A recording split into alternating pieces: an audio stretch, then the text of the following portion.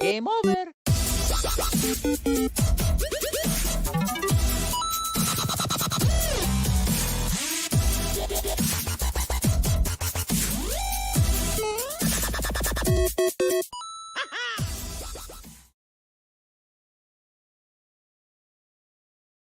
And what is up? Welcome back. It's Friday night here on the Average Boys Podcast. It's your boy Crispy, and I'm joined here by both of my co-hosts, Brian and Trigger. What is up, my dudes? What's going on? What's going on? What's going on, man? Dude, it's been a while, man. Yeah, it's been like a month. Been a minute. It's been one solid minute. What's going on? So how's everything going today? Pretty good, man. I kind of find myself not at work today, so that's pretty rare for me.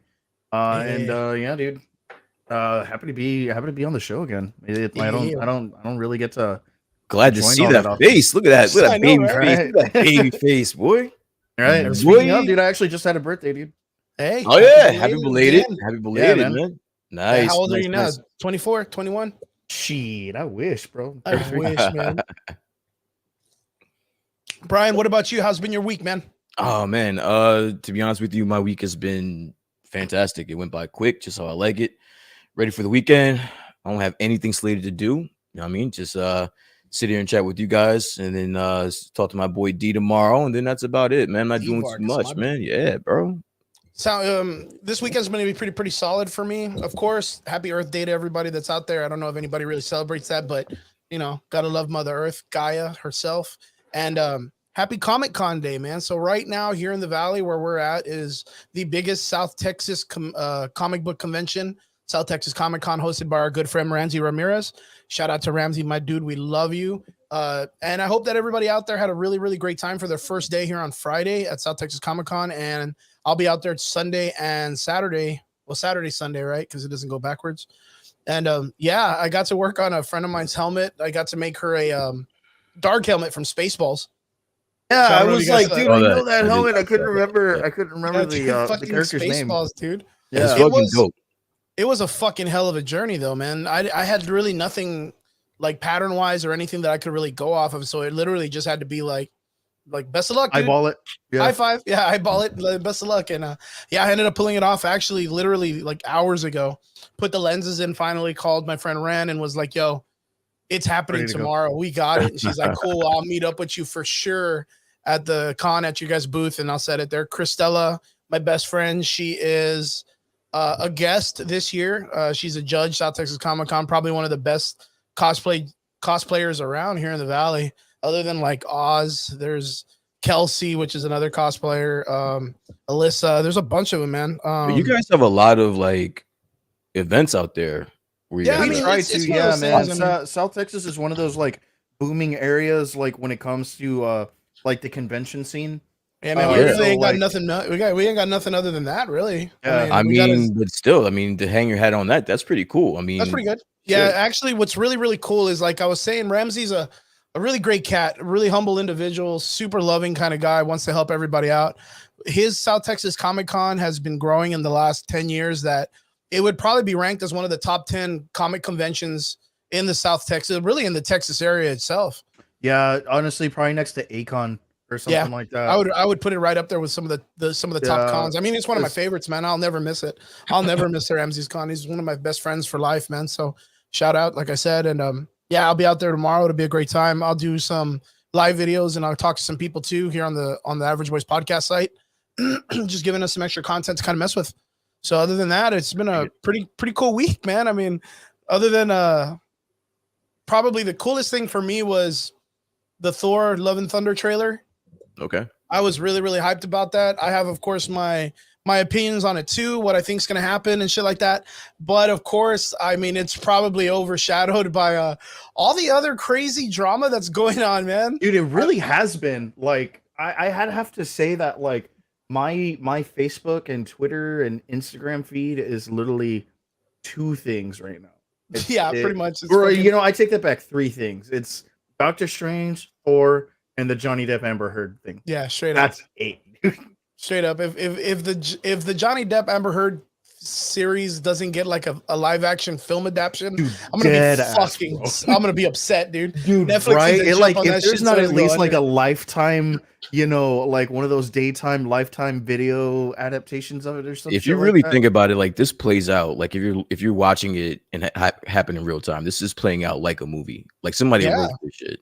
Like that's how bizarre this is. Like somebody actually had to sit down and write this. Like this whole thing it's fucking insane. You know what's crazy is of course the memes are literally like the meme culture literally has no fucking chill. It's Danielle. Like it's like the moment some shit happens, there's memes about it. But the one thing that's been tripping me out is like people have been going back and finding like little details about Johnny Depp's life of him interacting with different actors and stuff like that, and him talking about situations, and then them like I saw this one with Dakota Fanning, I think. Like there's this, and it's a scene like that he's showing her like his finger where he got it busted, and they kind of giggle about it. Yeah, no, it's not Dakota Fanning. I know who you're talking about. Yeah, it's some actress, right? Yeah, but he's showing her the finger, and she kind of like they giggle about it a little bit. And Johnny Depp turns around and puts his face, like his hand on his face, and her face, like when she looks at him, is just like she just can tell he's going through some shit. Her name is like, Anastasia Steele. Yeah. There you go. It's one of those things like she looks at him and she just has this look on her that's so like Dakota Johnson. Johnson. It makes so much sense now why she looked at him that way with like that much like wow, like you know what I mean? Like I mean, and then going through the case itself, I want to meet Johnny Depp just to give him a fucking hug. Like he sounds like such a humble, loving individual that I just want to give that dude a hug. I think this entire case is fucking. Again, it reads like a movie, but what I am mostly confused about is how this is just a defamation case. Like this reads out and this plays like this should be like an assault fucking trial. Like, yeah, an assault or what is it? Domestic assault, a domestic violence or something like that. How is this only a defamation case? Like this is insane. I think it was because it was Johnny Depp's call that he just wanted to do just a defamation case, but he has so much evidence. That's what this trial happens to be about. It's just about defamation. The fact that like, crazy. But they're bringing in like, I mean, granted, I'm not a lawyer, right? I can't speak for lawyers, and I can't speak for their legal. You should, because they're doing a shit job for Amber Heard. Well, I mean, fucking, I don't know. Either way, I mean, dude, she won her first case against him. So, I mean, they're not doing that bad. But this one she has no shot. This one, she. This one, I'm pretty sure he's like, you know what, dude, I'm gonna start cashing in some of my bat mitzvah bonds or some shit like that and get the good lawyers. But yeah, dude, it's something fucked with him, and like. Granted, this is all about the defamation, right? But I'm pretty sure that they're going to talk about like the innards of their relationship. Like, okay, is it actually defamation, or are you just playing the victim, or are you just bitching about how your wife is a bitch?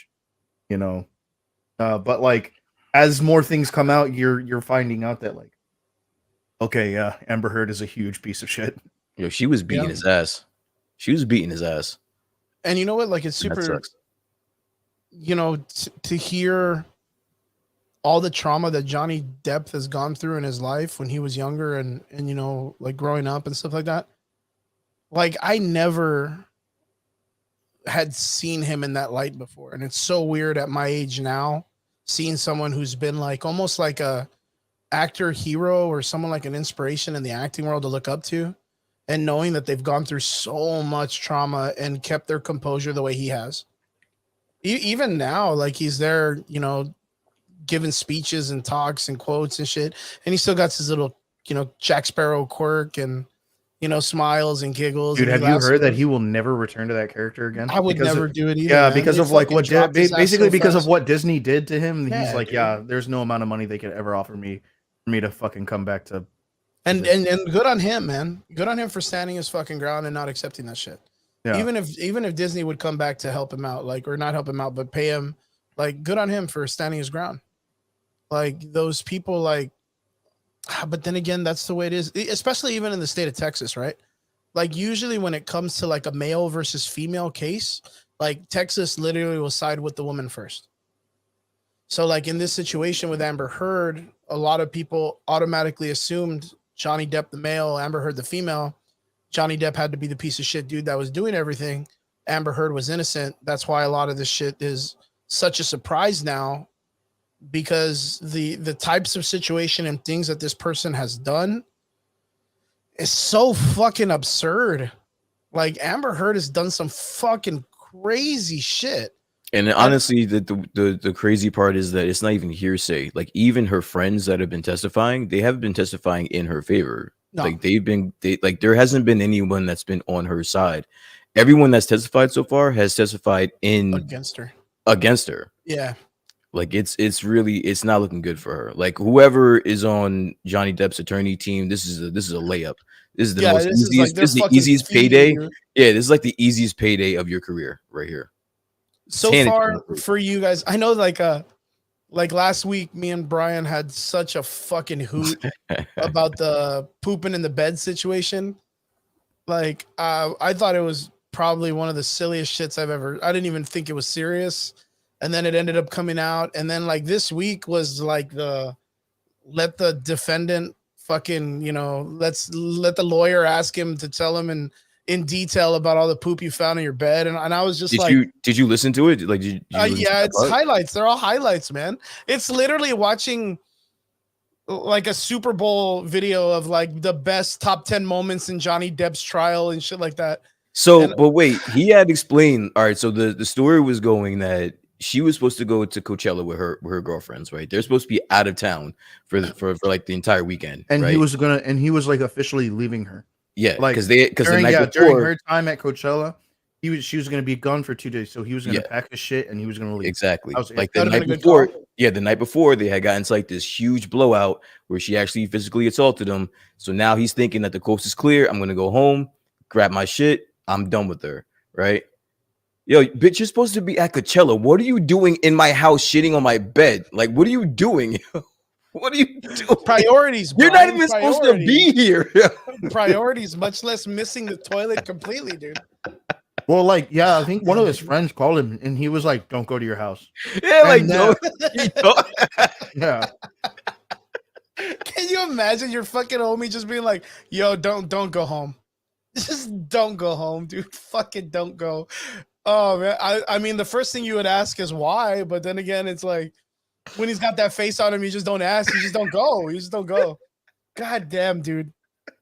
I mean, homie has an island, dude, so he can go anywhere he wants, but still, apparently not to his own fucking bed, dude. But now I have to watch her hear this testimony about how he found shit in his house, and she's sitting there watching him as he's saying it's like, one of you motherfuckers are lying. Like I know one of you guys are lying. So this is unreal. It's just imagine like being Amber Heard, as you now know a million fucking people are watching your ex-husband or ex-boyfriend literally talk about you taking a shit on his bed. Like that like only crackheads or crack fiends would do. Like that's some random shit that no one in Hollywood would ever assume I'm doing. And she's the only one, dude. The only fucking person. I honestly through and through, though, really bad for him. Out of all the things that you've heard about the case, what's been the most shocking thing that you've heard, other than the poop thing? The poop thing's top of the food chain for me. But I told you, for me, it's the fact that this is only a defamation case. Like this is not a defamation case. Like this should be like somewhere in here. There should be like an assault. This should be a federal case.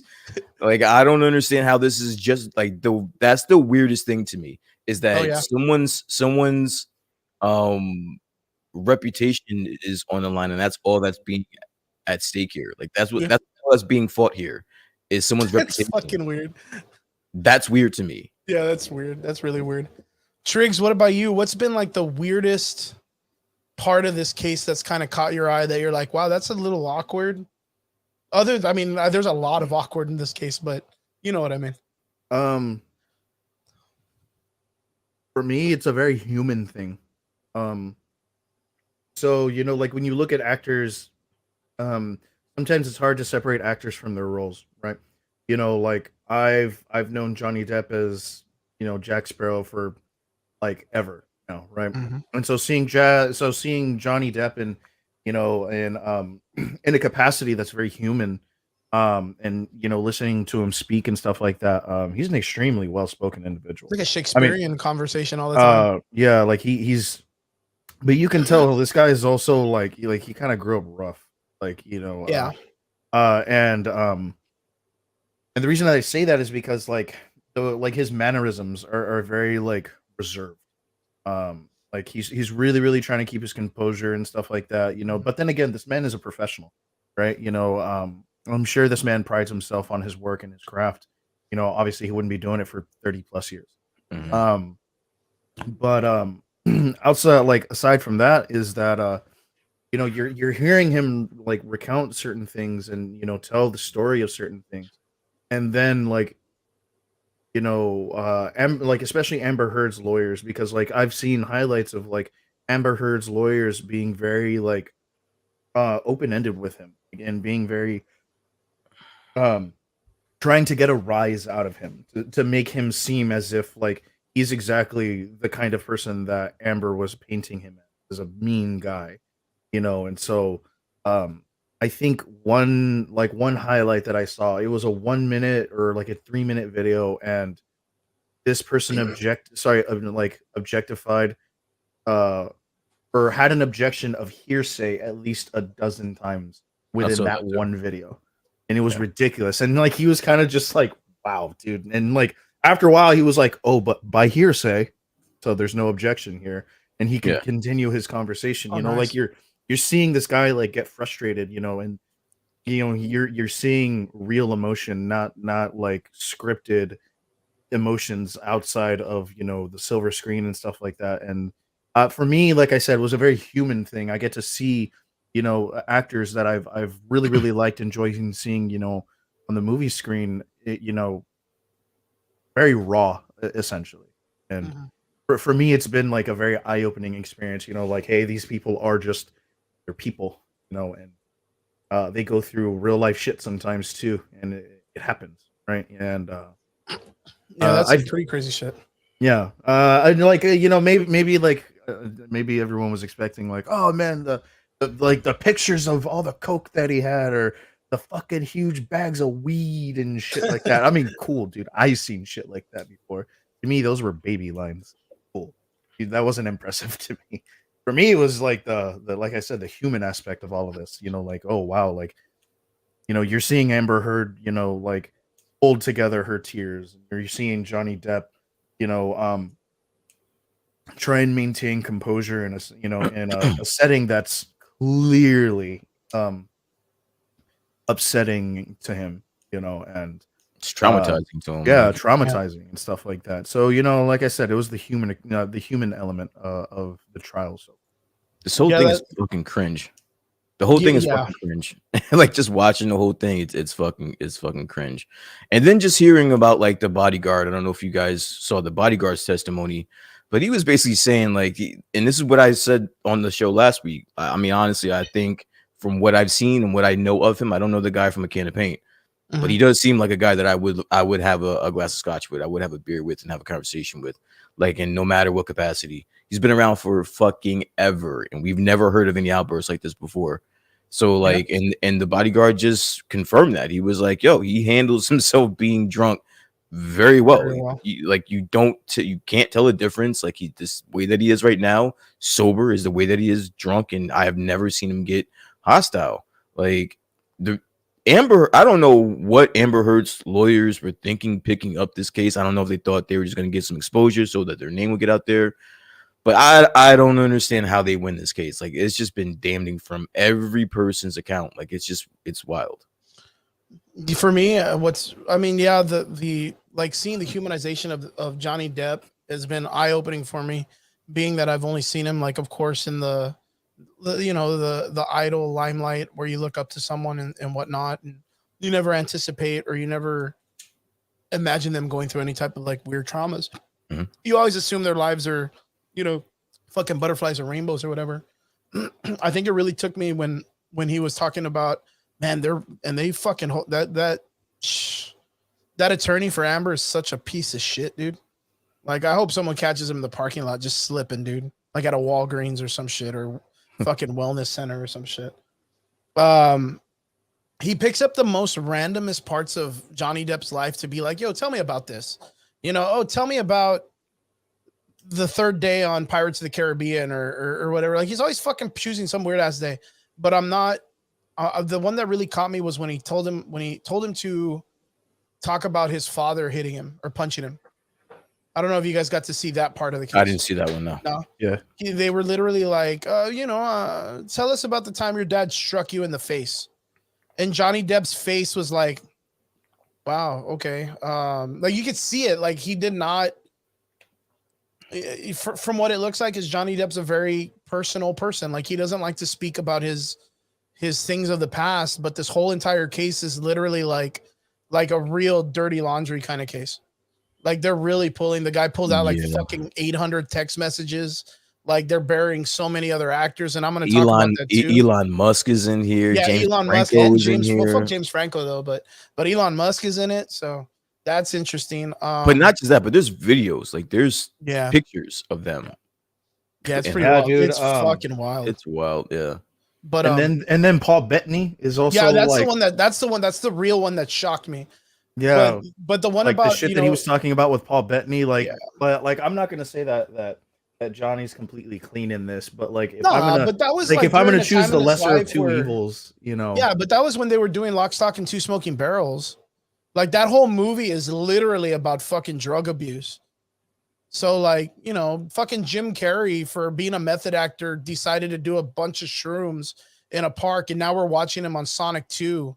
And he literally came out in his own videos and claimed he did shrooms. Where's the fucking anger and all that shit, the cancel culture or whatever? But going back, I was almost saddened by the fact that he had to explain this time where like his dad hit him. But like, what was more interesting than that is how he had no regrets. Like, whenever when Johnny Depp speaks about his past, it's never in regret. It's just like hey, it was a learning experience.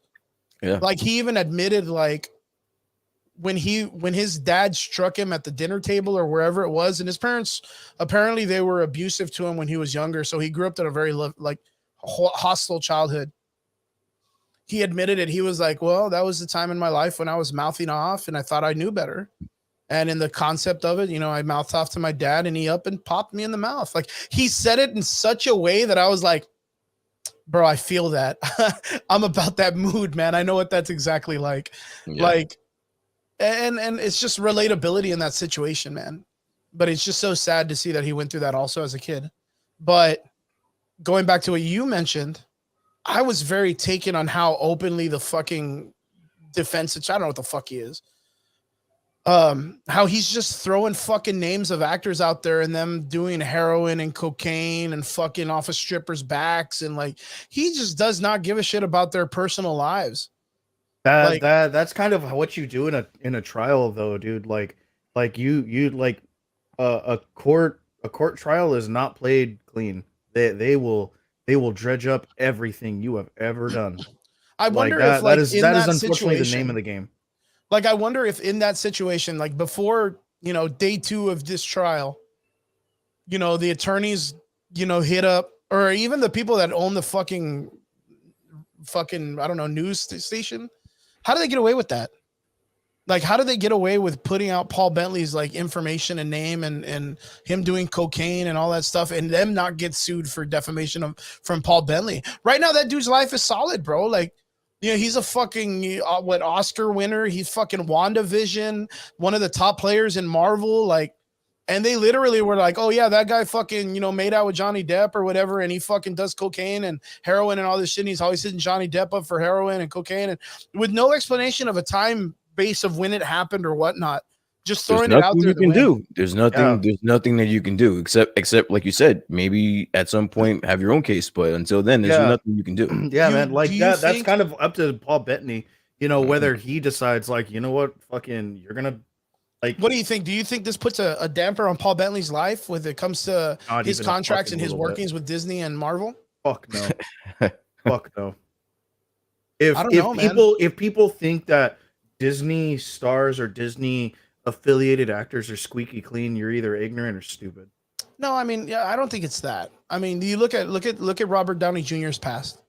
With them giving him the opportunity to come back and relive his life and fix everything and become this honorable person that he is now, and Chris Pratt. That guy has been the subject of cancel culture also for fucking but we're not, a decade now. Of course, in the situation we're talking about the past of what happened with Paul Bentley in a previous time in his life, but all of that information is coming out right now, though, where all of their information had already been out.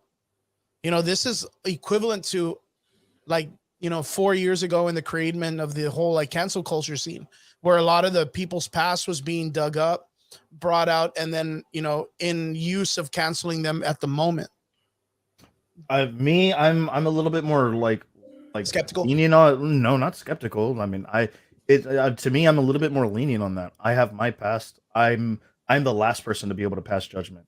Secondly, what Paul Bettany does on his own free time is 1, none of my business, 2, none of my concern, and 3, not my problem. Plus, Johnny, just as long as he plays Vision well, he's okay in my book. Yep, that fucking do whatever you want, short of striking a kid, fucking him, or striking a woman. Yeah, Brian, don't do either of those things. I don't care what you do. You want to fucking shoot black tar heroin in the fucking tip of your dick? By all means, go for it. I don't think that this is going to damper Paul Bettany's image. Not even a little bit. But I mean, just let it be a lesson to you that at any point your dirty laundry can be out there, and there's nothing that you can do about it. So, plus you're a celebrity. It's almost expected to happen. Yeah, that is an unfortunate truth of Hollywood, of the world that we live in, of whatever you want. But you know what? Actually, I'll take that back, because he may be in a little bit of trouble, because Disney is funny that way. Like, sometimes Disney is lenient on some people, sometimes they're not. I guess they'll be a little bit lenient. Sometimes I guess they'll be a little bit lenient on Paul Bettany because he's fucking Vision. And like, what are you gonna do? Like, you fucking eat him and shit like that. Yeah. But I don't know. That's careful, man. I think if anything, if Disney feels there might be some type of drama, they'll shelve him and tell him to kind of stay a little bit silent from social media for a little bit. Yeah, kind of take some of the heat off. I'm pretty sure his publicist will do that. Yeah. His team will talk with Disney and being like, "Hey, we're gonna take a little hiatus." Because man, even during the case when they brought up Paul Bentley, you could see it on Johnny Depp's face that he was like, "Really, motherfucker? Like, you're gonna name Paul Bentley out like that? Oh, okay, dude." Like, I mean, I thought it was really funny when he mentioned Nick Fury. No, not Nick Fury. Nicolas Cage, when he was talking about how he at the time was looking for work before he became an actor, and he really wasn't doing anything. And he ran into a good friend of his, Nicolas Cage. You might know him. That's what he says. It's so funny. Like, he's just so Shakespearean when he talks. It almost sounds like it's scripted. That's the easiest way I can put it. It almost sounds like it's scripted. So he goes that's off. Why that's why I say what I say. Like, there's a very human aspect to him, but like at the same time, like, this dude's a professional. You can tell. Oh yeah, dude. Like I said, like, he's also very well spoken. Like, and I think that's why, like, a lot of his roles now, like, you hear him speak, and like that's just the way that he speaks. Like, perfect example. Blow to Donnie Brasco, right?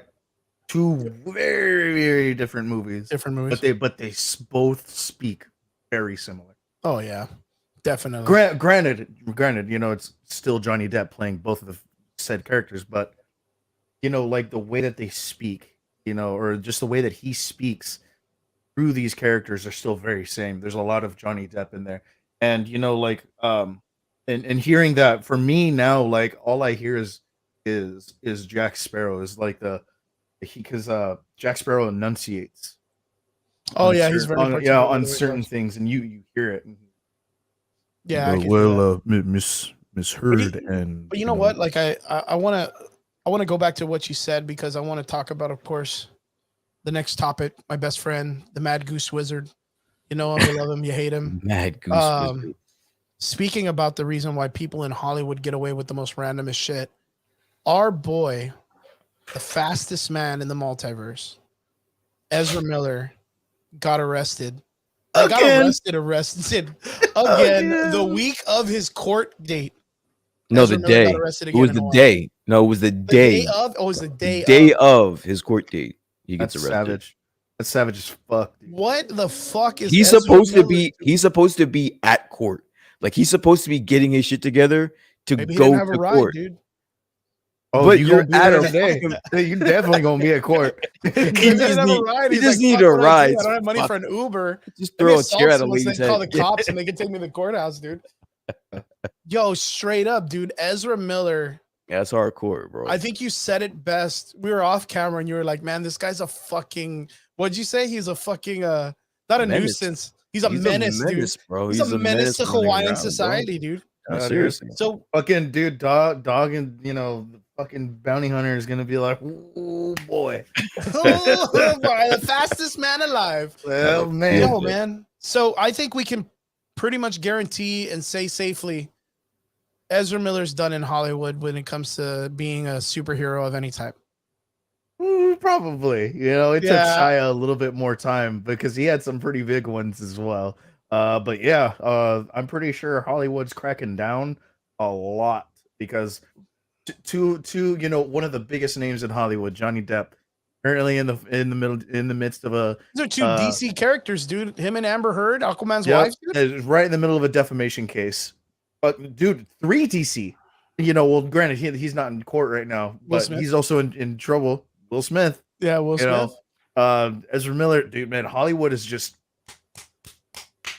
Yo, and not only that, but probably the most titanest man on the planet, Mike Tyson, randomly beating the shit out of someone in an airplane, which I have a very strong opinion with that. I think I was telling you guys about it in the chat, but I'm speaking on something that I'm more against, and I kind of despise the people that have been pressuring him into like going into those memories that he learned to hold down. And I believe that's starting to make him feel that violence in his nature again.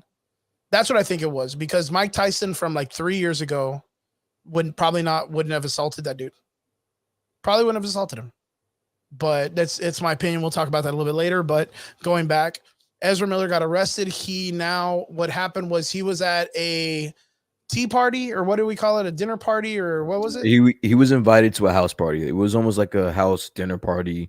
Literally the day of, he's supposed to be in court for his previous. I guarantee you that kid was doing rails, dude. Just. Well, I saw. Did you see the TikTok?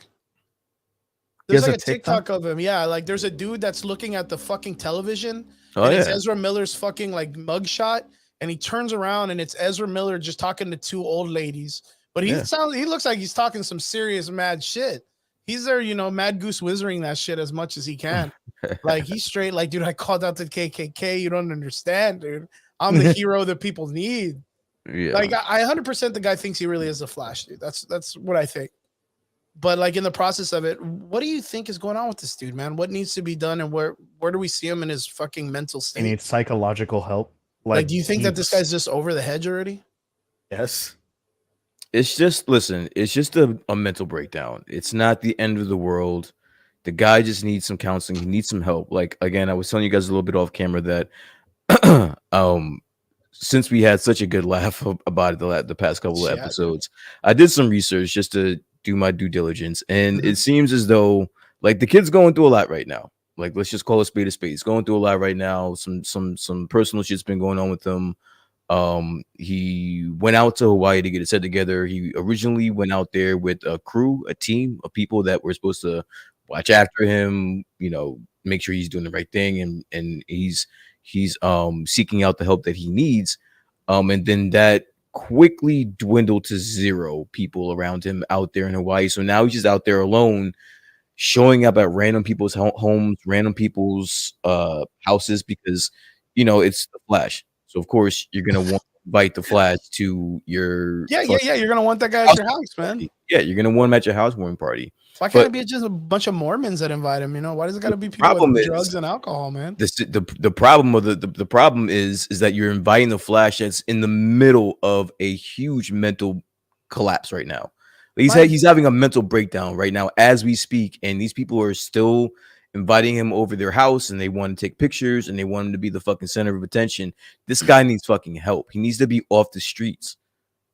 Yo, and it's a crazy idea, right? Because doesn't Jason Momoa live in Hawaii? Like, why isn't this guy like reaching out to help this dude?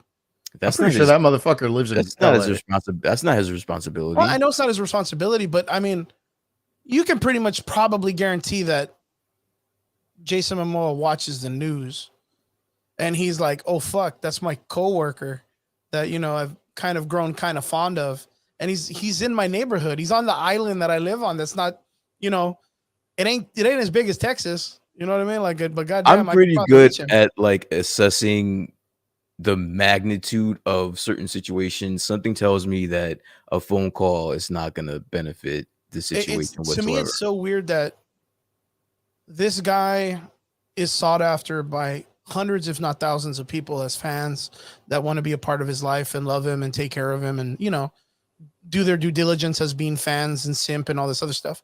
And this guy can't get one person to literally help him as a friend. I don't think that's the case. I think that he's had people try to help him and he's not accepting the help.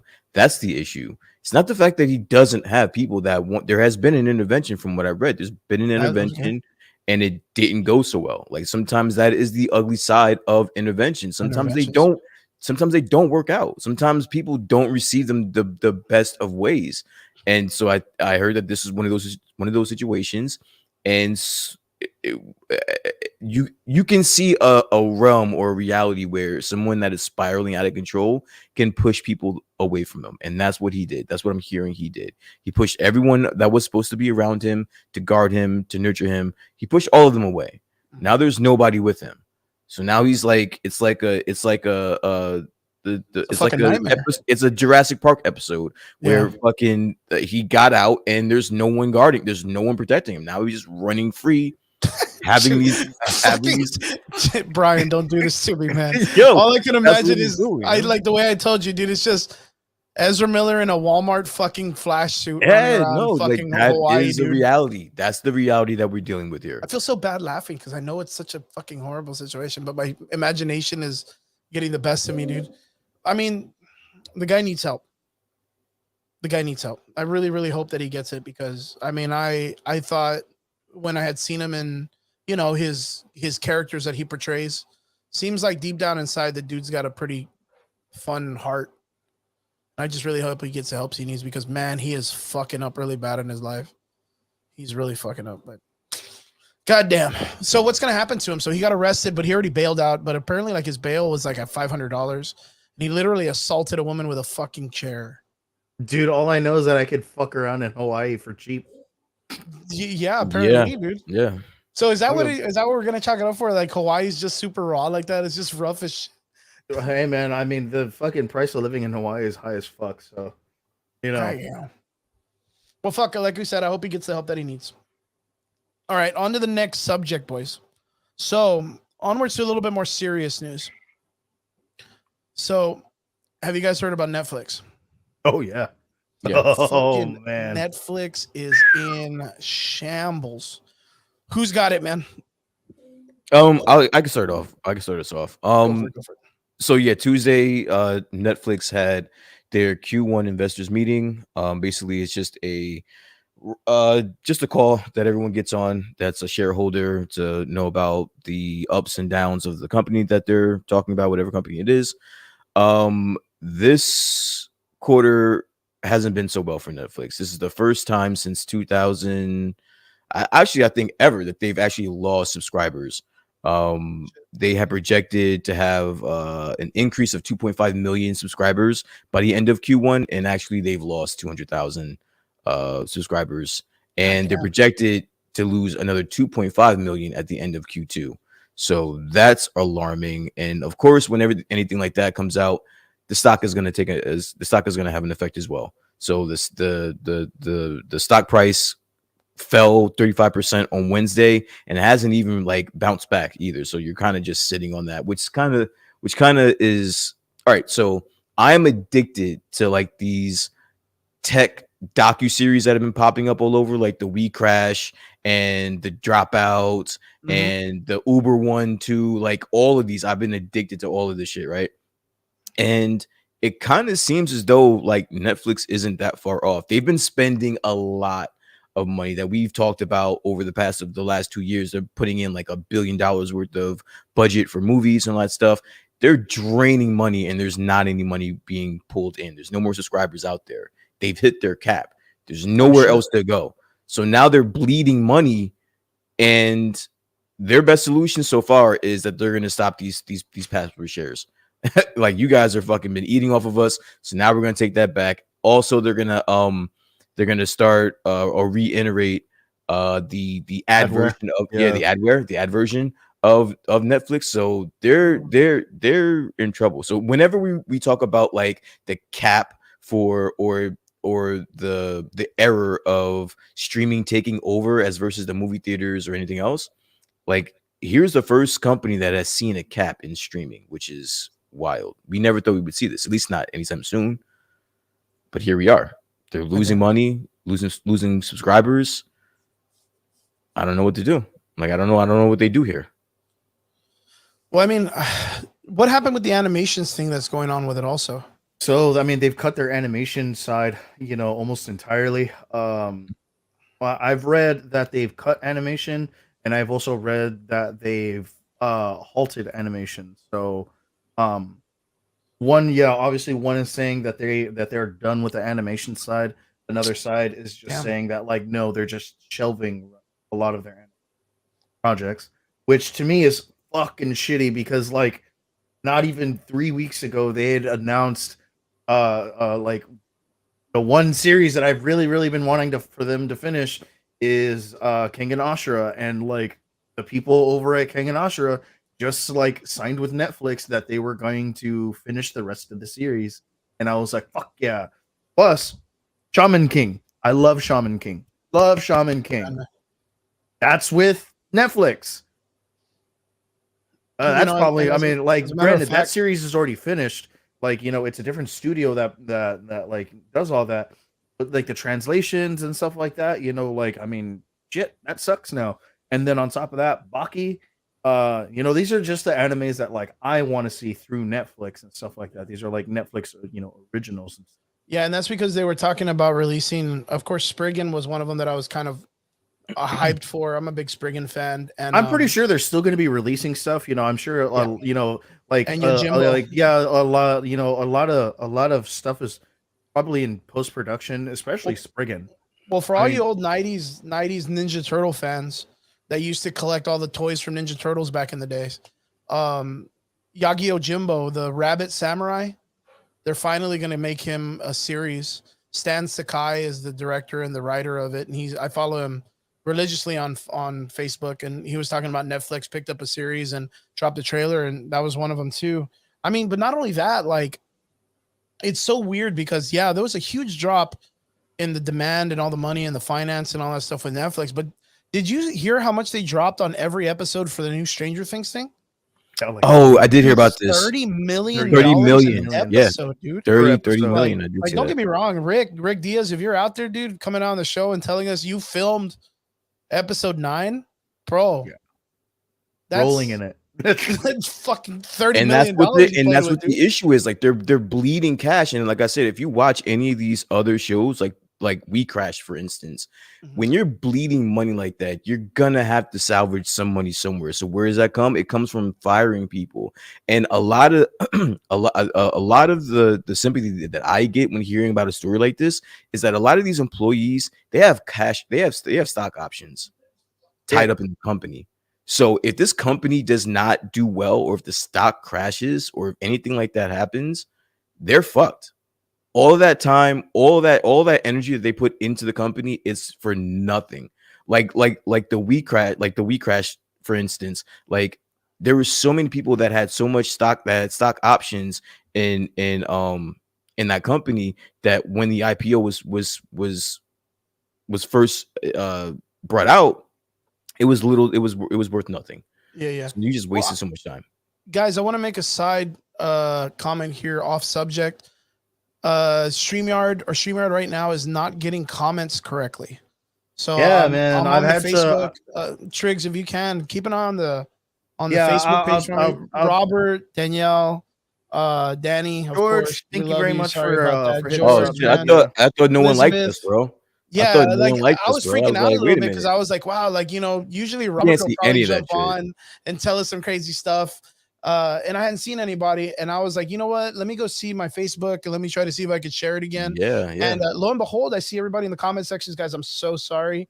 Robert, Danielle, Elizabeth, George, what's up? I hope you guys, if you guys got to make it outside to Comic Con, we hope you had a good time. And yeah, I'll have Trigger monitor the comment section. He'll jump in and let you guys know if you guys leave comments or any questions that we can post. I just won't be able to post up your comments and questions in the chat on the live, but actually my brother on YouTube just posted up and I got that. Bobby, I would say, yeah, the YouTube one I technical got. difficulties. Bobby, thanks for jumping on. But yeah, sorry about that. So we'll jump right back into the conversation. But yeah, so Netflix was they're dropping cash, but Brian, you were saying that so now they have to fire people, they let get people go. I know that they were talking about the animation Yeah, department so that they were that's releasing, the first to go was the and animation directors department. and just people in general. What other series are we probably looking at probably getting cut? I don't know. I don't think. I don't know I if hope anything not much gets cut. Extraction. You know, like there's some oh, fuck, man. You know what? Let me take a look Or at. I'll tell you what, Brian, you seem to be a little bit more like, I know you're really into like the whole like cryptocurrency and the Mhm. financial stuff like that. What do you think would be saving grace for Netflix right now to be able to kind of be like, okay, cool, like we're losing a lot, but we can salvage this and make it work? What do you think's the next possible plan for this? Because you said it right now that they're looking at doing the advertisements again. So they're going to probably make a premium Netflix like the way Hulu has or the way certain companies have it. What do you think's the next step for Netflix? Honestly, it's the main goal is to get more subscribers. Period. Like that's it. That's your bottom goal. Your bottom line is just to get people signed up.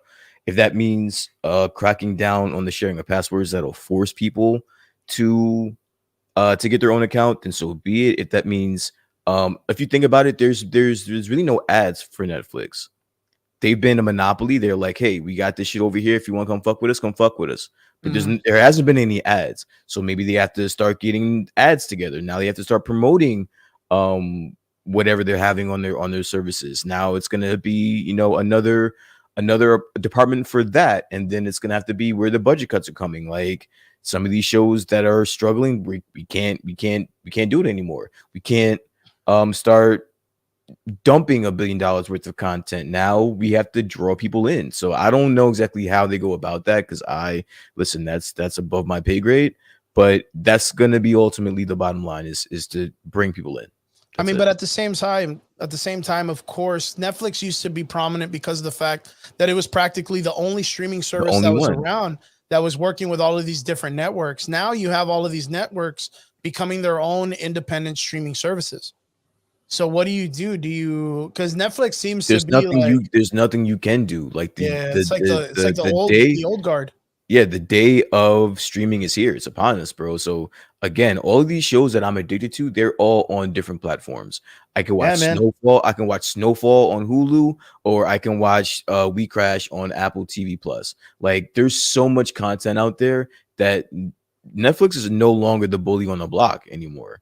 Like, they've hit their cap. They've reached as many people as they're going to. And on top of that, man, you also have like Amazon Prime, who's like there's heavy. a lot. I mean, Amazon Prime seems to be. There's a lot of good shit out there. you know, My brother Bobby says Gent getting Field, fled. Stranger Things getting canceled this year. Well, I mean, that's the thing. The next season that's supposed to be coming out for Stranger Things it's supposed to be like the last season. Is going to be the last season. So it's coming up to an end. And Daniela, the comments are working, but we have to go to the Facebook post of the thing. So Triggs is on it right now. Yeah. Guys, I can't see anything. So thank you guys for tuning in. I appreciate you guys. We appreciate you guys. Yeah. So actually, Michael Betancourt says that like that he doesn't agree with them letting go of the animation department, because like right now, like he felt that was like the way to go, you know. And I kind of don't like disagree with him, because like, bro, they were having some pretty good heavy hitters like with their anime. Yeah, but they buy but it's not all right. So that I think that's what needs to be clarified. They're not gonna stop buying the IP. Like they're still gonna do that. Yeah. Like all these international movies, these animes, anything like that, they're still gonna purchase those. But the in-house edition of them doing that's gonna be no longer. Like, what about and I think Arcane was like one of their last ones, wasn't it? Yeah, Arcane, League of Legends. What about the idea of them actually doing more original like IPs under the Netflix banner? Well, see, and that like some of those like they really worked, like Adam Project, 6 Underground. Man, I think Adam Project is fucking awesome, amazing, man. Dude. Yeah, I thought it was so good. Extraction, both of those movies. You know, Old Guard. Speaking of Old Guard, you know, I mean, these are some fucking great movies. And then on top of that, the Umbrella Academy. You know, like, you know, we have shit that's coming, you know, but the thing is that like, you know, right now, like, you know, with everything that's going on with, you know, with Netflix, I completely agree with Brian, you know, like you kind of have a situation where, you know, you're spending a whole lot more than you're making. And well, you know what? Right now, your over end is way over your bottom end. I agree with Brian because of the fact that I think you're correct in the sense of what Netflix has done in the past years. I think that's capped. I think they've reached the plateau, the zenith of what their streaming service could do at the time. But I think it's getting old, and I think that idea is already going to be out the door. But do you think with what's going on with the idea of all these independent companies creating their own streaming services, really stretching out the idea of finding some really solid content because of the fact that if you want to watch something, it could be on HBO, but if you can't find it, it's on Prime, or if you can't, you got to disconnect the app and go here. And do you see that there might be a prominent rise in cracked apps with the Fire Stick? And that putting and actually George Vasquez actually asked that, like, you know, like what about the rise of, you know, pirated streaming apps, you know? And on top of that, like speaking of that, for people who are somewhat tech savvy, there's things called Plex servers. I'm actually planning on building a Plex server, and basically what a Plex server is like your own like personal Netflix or Hulu. And you just download a bunch of shit and you put it on like essentially a little hard drive, and you stick it into like an internal structure, and you leave it alone, and you can access said drive from anywhere. Your fucking office. That's called Napster, boy. Yeah, well, yeah, right, Napster. That's called like, LimeWire. What are you talking about, man? It's P2P, man. Yeah, well, a lot of it is P2P, but you know, it's still stored somewhere physical that you can move it anywhere you want. And I plan on doing that because I have fucking like 3 terabytes worth of shit. Nice. And, you know, Michael Betancourt is also saying merchandising, you know, like there's no merchandise, like when it comes to like none of like all of the Netflix stuff, like no shirts and toys and lunchboxes for Adam Project, or, you know, any of these kid friendly, you know, specific, you know, like IPs that they have right now. Like the Adam Project is one of the best things I've seen coming out of Netflix in fucking forever. But I think overall, like when you get to that point, you've just came full circle and reestablished what television was in 2021, because that's exactly what TV did. You know, it wasn't its own independent IP. It had contracts with a bunch of different IPs. It gave it to people. You paid for it per month. You made advertisement on it. You made merchandise. You sold ads. and you can watch when you want, and they just controlled it. This time you control it. But the thing is now I think what George is saying in the comments makes a lot of sense. There's a lot of apps that combine all of these streaming services and make it one big place to go, and you just pay in crypto. Like, I think that's the next step, is like people don't want to have to constantly be like, let me jump in Disney, let me close the app. Let me jump in YouTube, let me let it load up, let me start the app. Let me close it out, let me go to Hulu, start the app. That little gap of wasting that little, I mean, yeah, it's 30 seconds to a minute, but when you're streaming something, or in the years of technology the way we have, that's a lifetime to certain people with that concept of like, I want it now in front of me. It's not just that, but like what I'm starting to see, especially with like phone companies, right? Like you sign on to T-Mobile and they give you like 6 months of Apple TV Plus, and they also give you a subscription to Hulu and Disney Plus, right? Like now you're seeing them take other avenues where like, hey, you can get some of our service through something that you're already paying, and like you're like, I mean, granted, I have no idea what that fucking money situation is like with them, or what their percentage is and stuff like that, or all of that. But nonetheless, like, they've exhausted a lot of their options when it comes to their streaming service.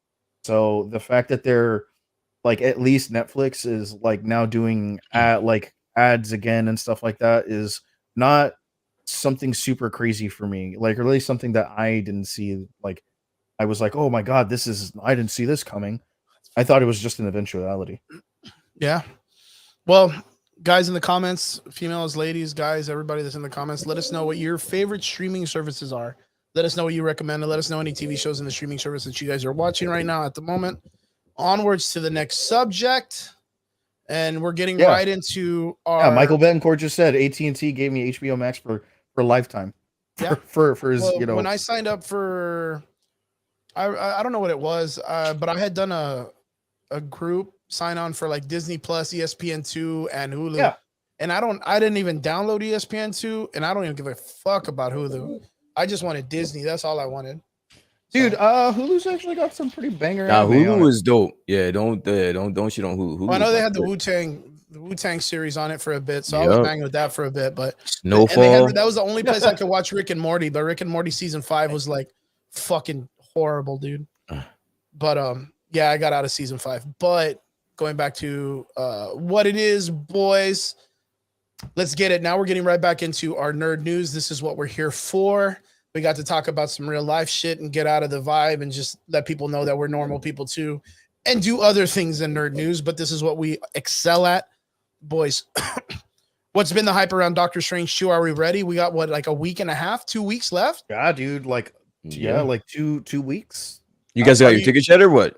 No. I'm gonna sneak in. Oh, come on, man. Yeah, man. You guys are gonna be think you can sneak in anymore, can you? Listen. Do not have a situation where I'm the only one that has seen this movie and I can't talk about it because you guys waited to get your tickets. I'm gonna live stream the fucking movie. I'm gonna go to the theater. I'm gonna put my phone on a tripod and I'm gonna shoot. I'm coming in here ready for full spoilers and everything. Don't fuck up my shit. I'm ruining that movie for everyone. I'm gonna be that dude. I'm gonna be that dude on Instagram that ruins the entire movie for the internet. And they're going to be like, man, fuck that guy that ruined the film for everybody. But yeah, guys, we got Doctor Strange 2 coming out May the 6th, May the 8th. Exciting news that we've heard. We've got this past week, I was talking to Brian about it right before the show. We had a person that, I forgot the person's name, but it's this person that is a pretty reliable source. That's been a person that's been dropping information for a pretty good while. A lot of YouTubers are covering it right now. The person pretty much came out on a live stream and confirmed who is going to be part of the Illuminati and what's going on in that scene that makes it a little bit more interesting. Now, we do know that in the last couple of weeks, Disney and Marvel have done reshoots and cuts. And the reason why they do reshoots and cuts is because when shit gets leaked out, and they didn't want it to get leaked out, Disney will be like, well, fuck it, we'll just cut it and put something else.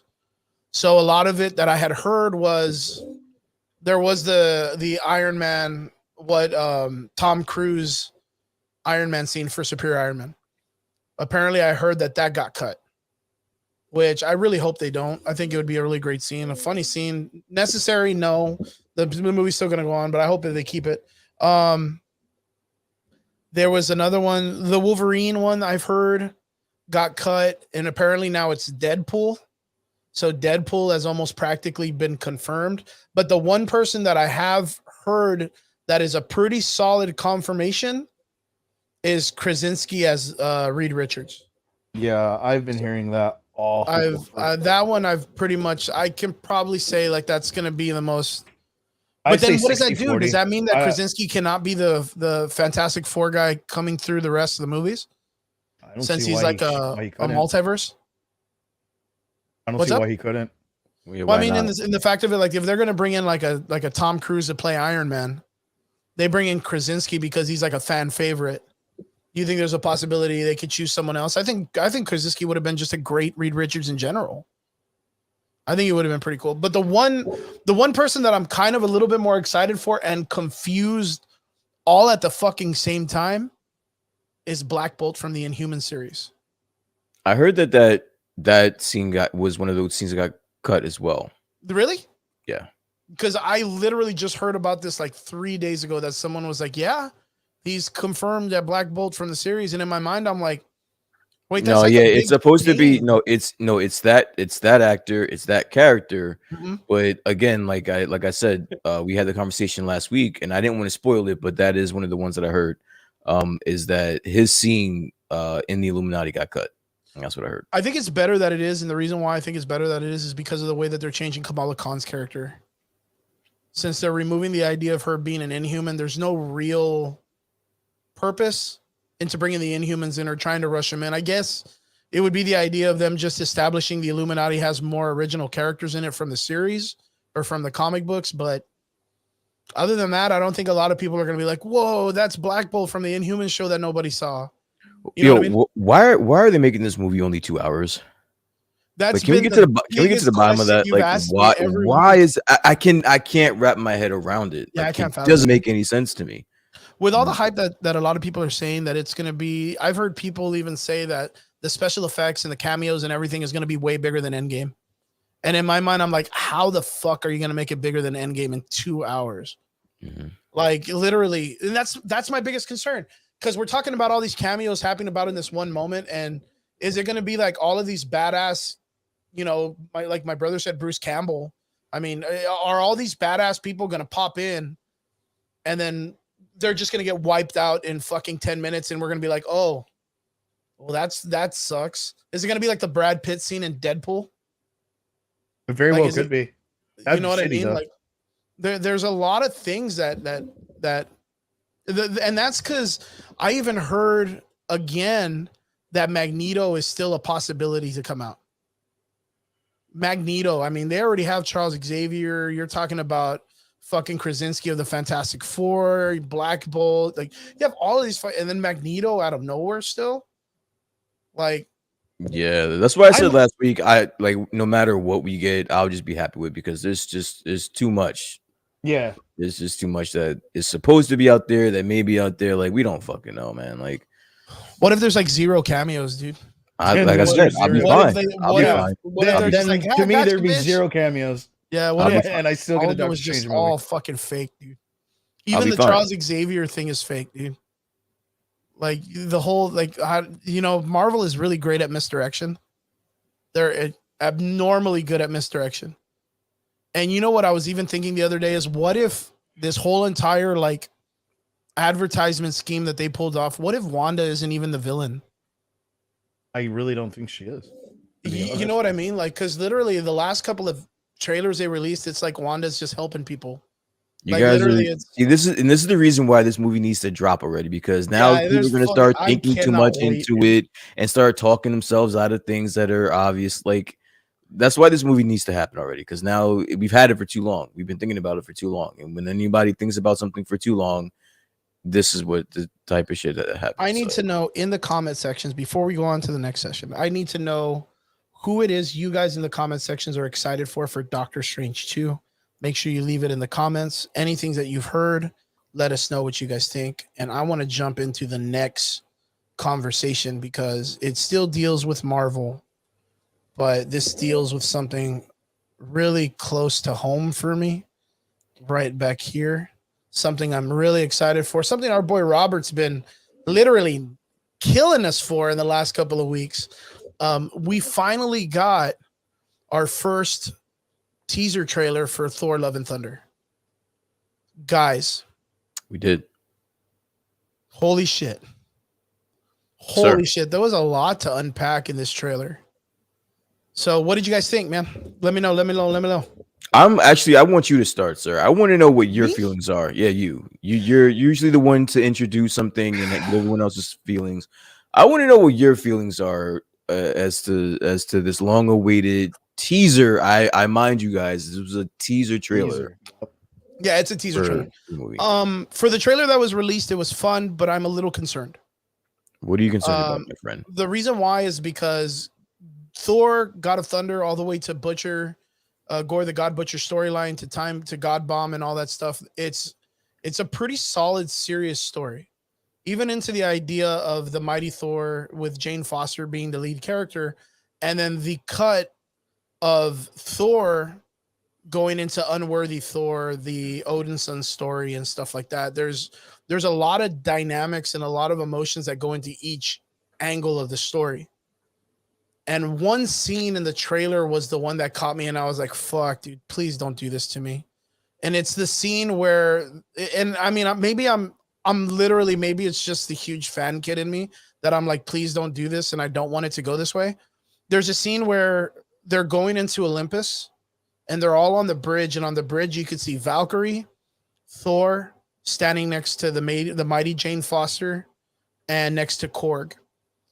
And during a good run of the Mighty Thor, Unworthy Thor series, Thor did not like Jane Foster, nor did he know who the new Thor was.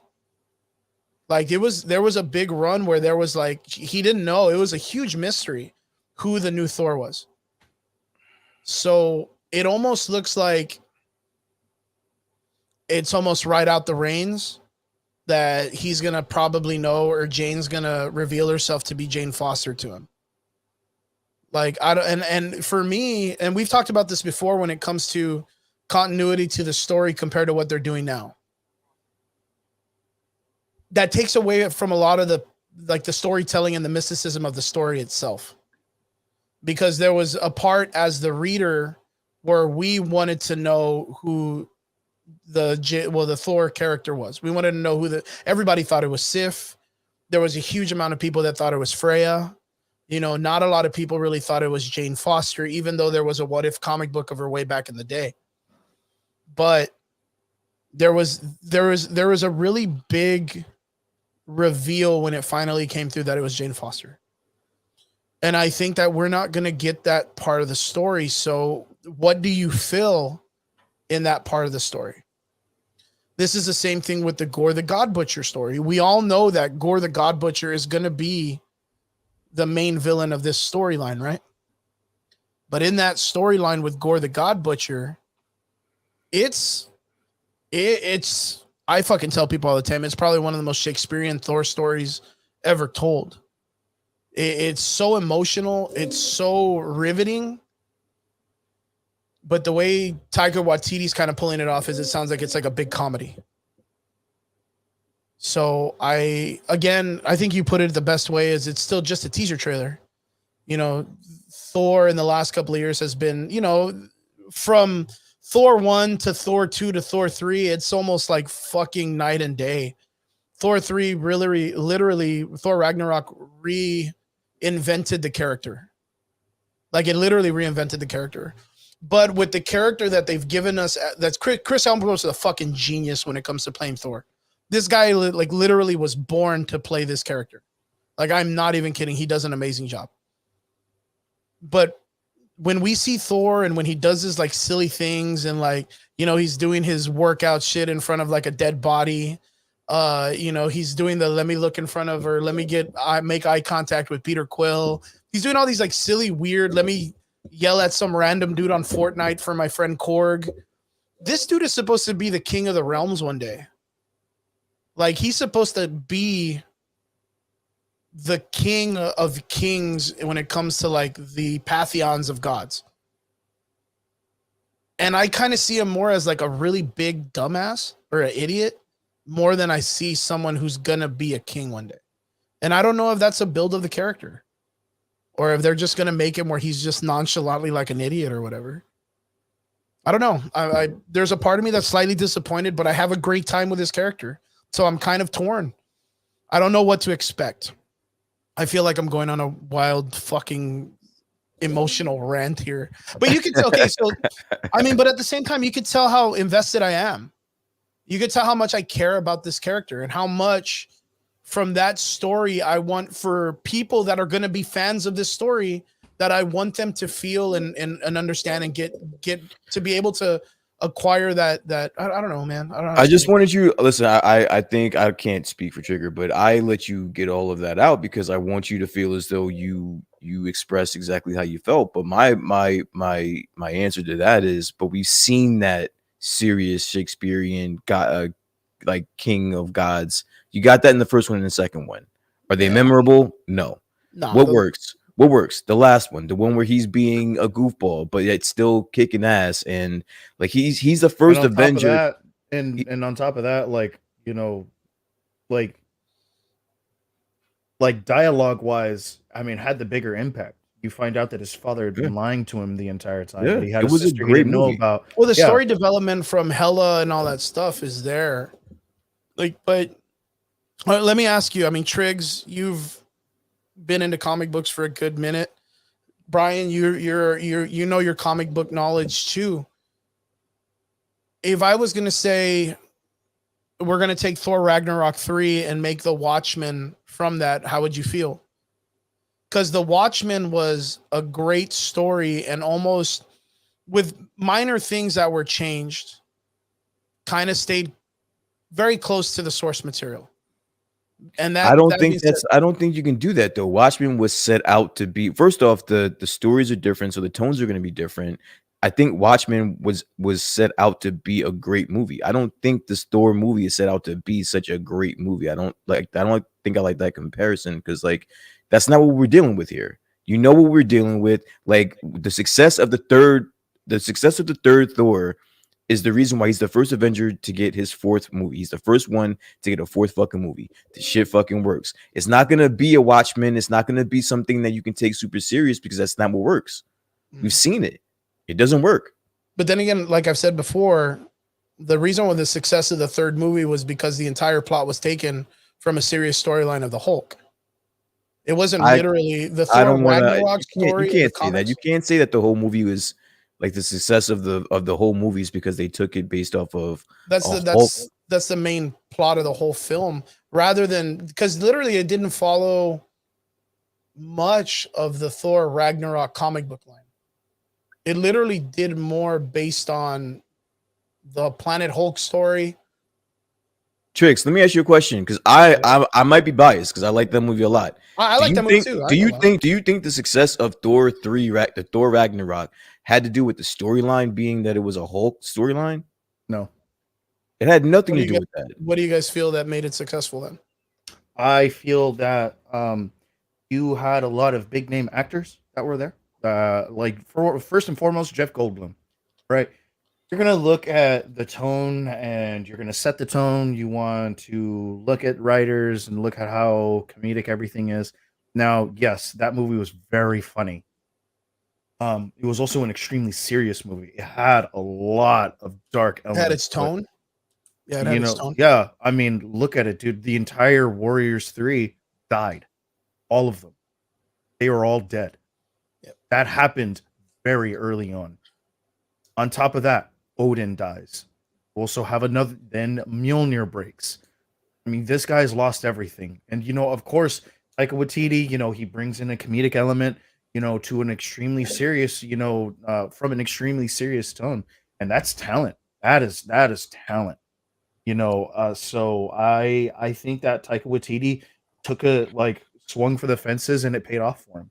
I think he's swinging for the fences again, with Love and Thunder. And I hope it pays off for him because sometimes that just because it worked once doesn't mean it's going to work again. That movie was a breath of fresh air. It was. Thor 3 was a breath of fresh air, and Taika Waititi's addition is that reason for the breath of fresh air. Like the color palettes that he used, the shots that he used, the music that he used. Yeah, and you're seeing it, and you're seeing it everything that again he once did again was in great. Love and Thunder, which is great. But I also understand, Chris's reluctance for Love and Thunder because, well, first and foremost, Ragnarok and Love and Thunder cover his two favorite storylines in Marvel. Period. That's why they're doing it. And then. But what you're I mean, telling me is that if they're going to go in, they're not really going to take assets from the story. Tiger Waititi's just going to. I can't speak to that, but to speak to what Trigger is saying, that those are his two favorite story arcs. That's why they're doing it, because those are his two favorite story arcs. No, I meant Chris's. Like, no, well, yeah, what? Yeah. I mean, you would say those were his two favorite. Yeah, but that's what I'm also commenting on. That I understand Chris's reluctance because one, he's going to be very critical of these particular stories because they happen to be his favorite stories when it comes to Thor. And not only that. Now that we've done Thor Ragnarok, I already said it's going to be very, very hard, which I think they're going to probably fix in this movie because that's what it looks like with the Planet Hulk story. Because of course, if they want to do a Hulk movie, they're going to want to do World War Hulk because literally other than Immortal Hulk that's being written right now, there's really nothing left for him. There's a couple more stories, Fear itself, and I actually see Fear itself happening. I more see fear itself happening than anything else coming out of Hulk. But it would be very hard for them to do World War Hulk in the essence of how the comic book wrote it, which was again a masterpiece. These are the arcs that almost define the characters in the last 15 years of comic book history. So like with Thor, when they did Thor 1, basic introduction to the character. Thor 2, the Dark Elves or whatever, fucking atrocious. But the reason why is because Marvel and the director of the film did not believe the idea of what Malekith was in the comic books would work in the film. So they made him into this serious general character that was I don't know, some piece of shit dude. And it totally sucked. Where Malekith is a way more like a Loki character. He's very mischievous. He's very like a jester character, which was a 360 degrees from what the villain was in part 2. Then, of course, we have Thor Ragnarok, which it was, Taika Waititi did an amazing job. One of my top 5 Marvel films. But the only thing is, like I said, I want for people to understand that Gore the God Butcher is such a great character read and write. And this is something that Trigger can vouch for me, because Trigger, when I said that Christian Bale was coming on and he was going to be Gore the God Butcher, Triggs was like, that's the stupidest idea. Said no. And I was like, why not? Maybe there's a word that you can envision that these movies push people to read more about God. That's something that I've kind of been trying to tell people instead of being so negative towards the movies is, you know what? These movies are great for what they are, but if you want to see some, if you really want to know, if you really want to know what that story was, because it had elements of it, is go read the original, dude.